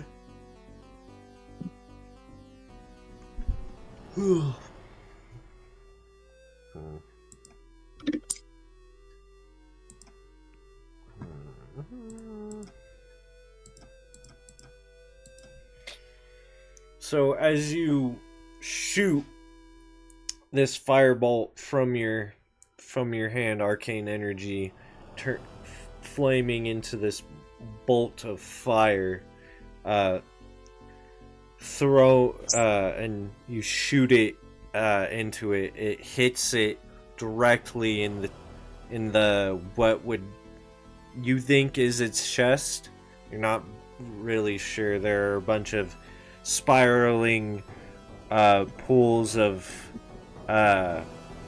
ink surrounding it, as well as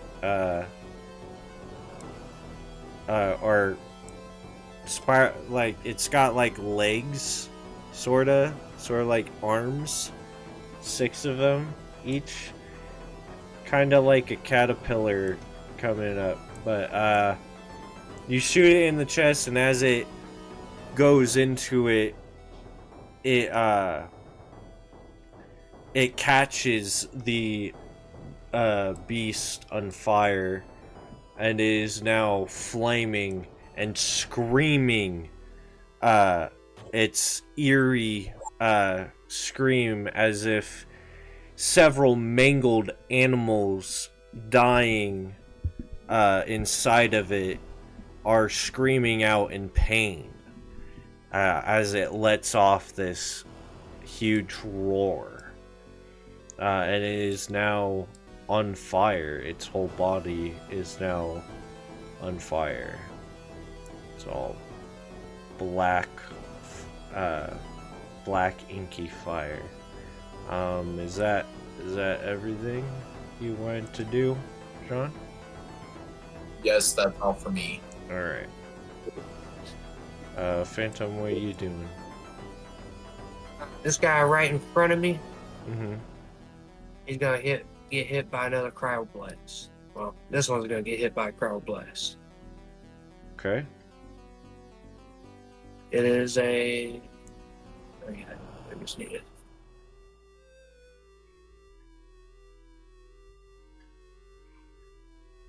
Okay.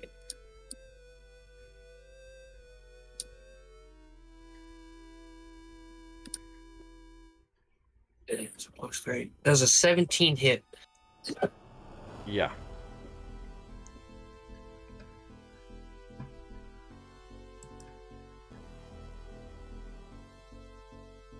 And we got 13 total damage, Okay. 7 eye, 6 piercing. Okay. And this can also. So as you... Is it a touch attack or is it a ranged attack? Uh, I guess range. that's range. Okay. So as you open up your cryo vents on your hands and blast it in the face with ice, it freezes its face and its entire body, leaving it immobilized right there as a frozen statue of black ink and bone.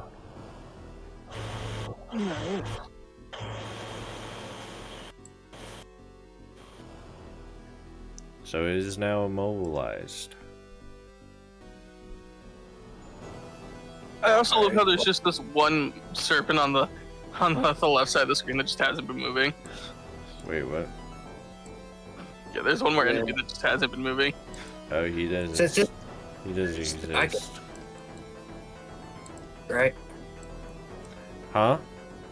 Since it's immobilized, I can move. Yeah. Okay, I'm gonna go ahead and move up a little bit. Okay.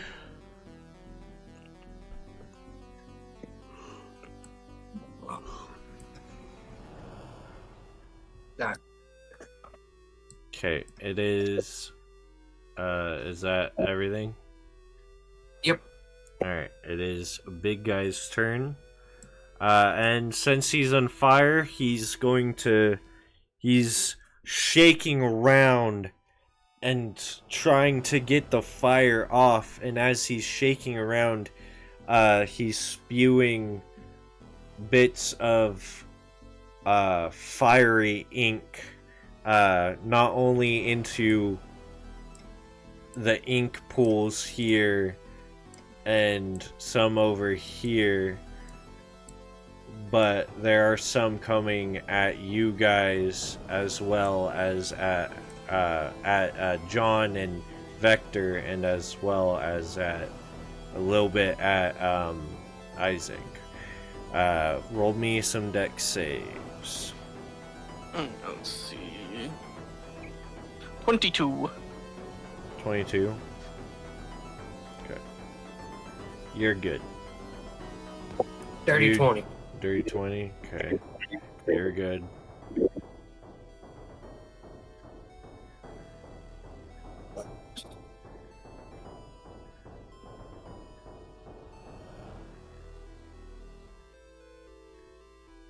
What about John?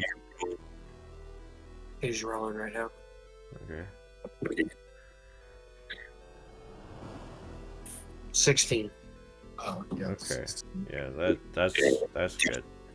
You all are so as these fiery bits of molten ink splash down towards you guys, you are able to dodge out of the way of this fiery stuff, but as this fire hits the other pools, these pools then catch on fire, setting fire to the surrounding areas. So the grass is now on fire, and the forest is starting to catch on fire as well.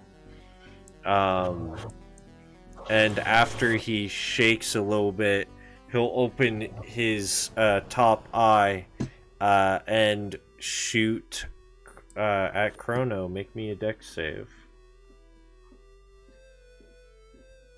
29. Alright. Cool. Okay.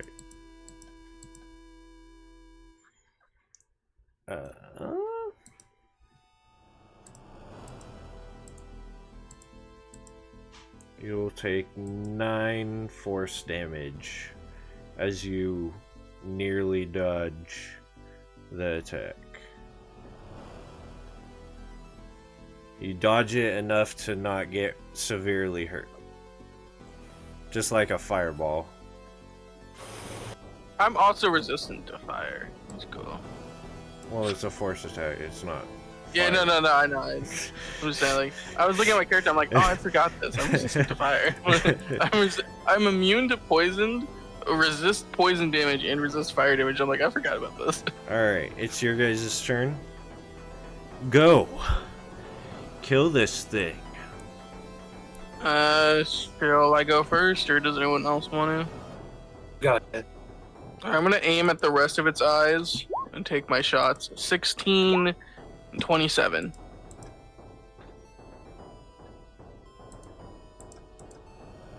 $16 and $27. Both hit. Alright, that's 25 damage and 17 damage. Okay.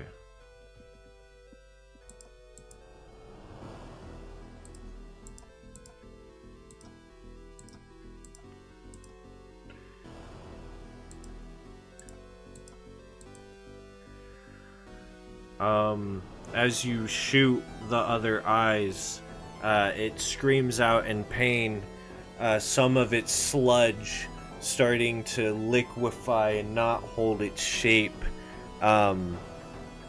as well as some of its eyes begin to crack and shatter.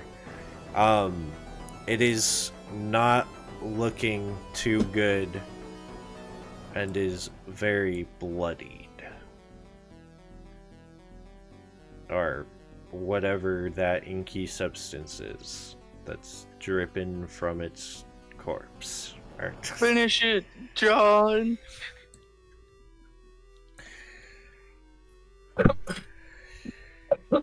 Okay, so I am going to use a lightning bolt and So it needs to do a dex save 14 or higher. Okay. That's for I half got a damage. 1. Ooh. 8d6. Okay. That's a good thing for you. Means you do full damage. Oh! Alright, let's see. 24. Okay.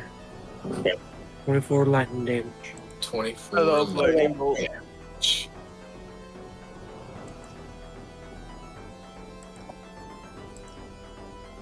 It's classic.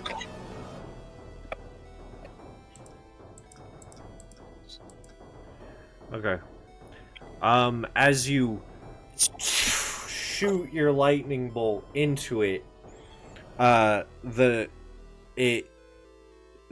ink around it begins to disintegrate as this lightning bolt shoots a hole straight through it, making the surrounding area of where that hole is just disintegrate into nothing, and it then sort of slithers back down into the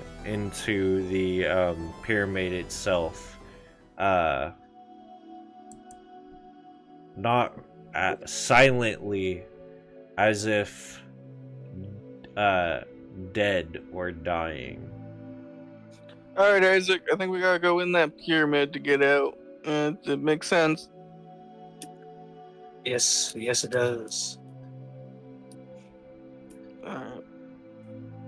Can I just kill the thing I froze behind me? You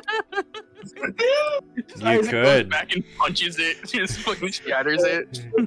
You could just punch it and shatter it into a billion pieces, or keep it there as an ice sculpture.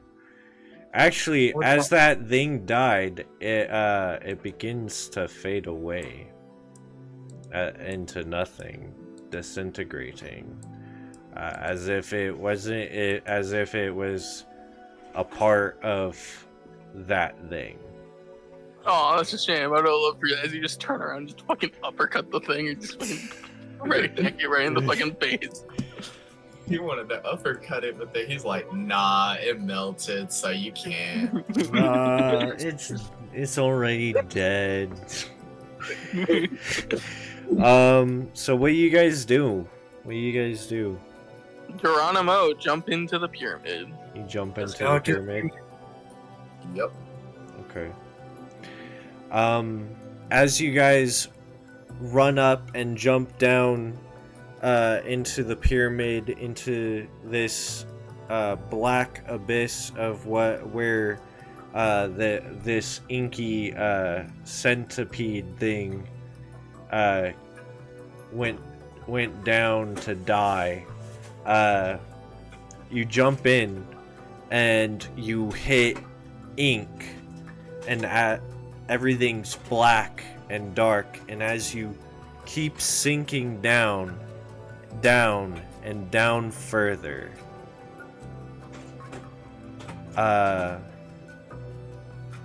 you don't see anything, you don't hear anything, you kinda can't breathe, and that's where we'll end it.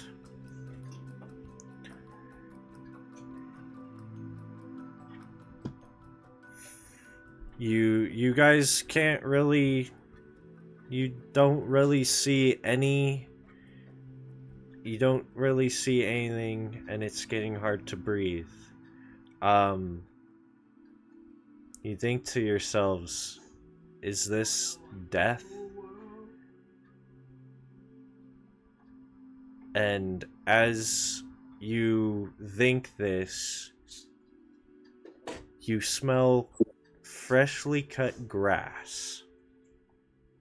And that's where we'll end.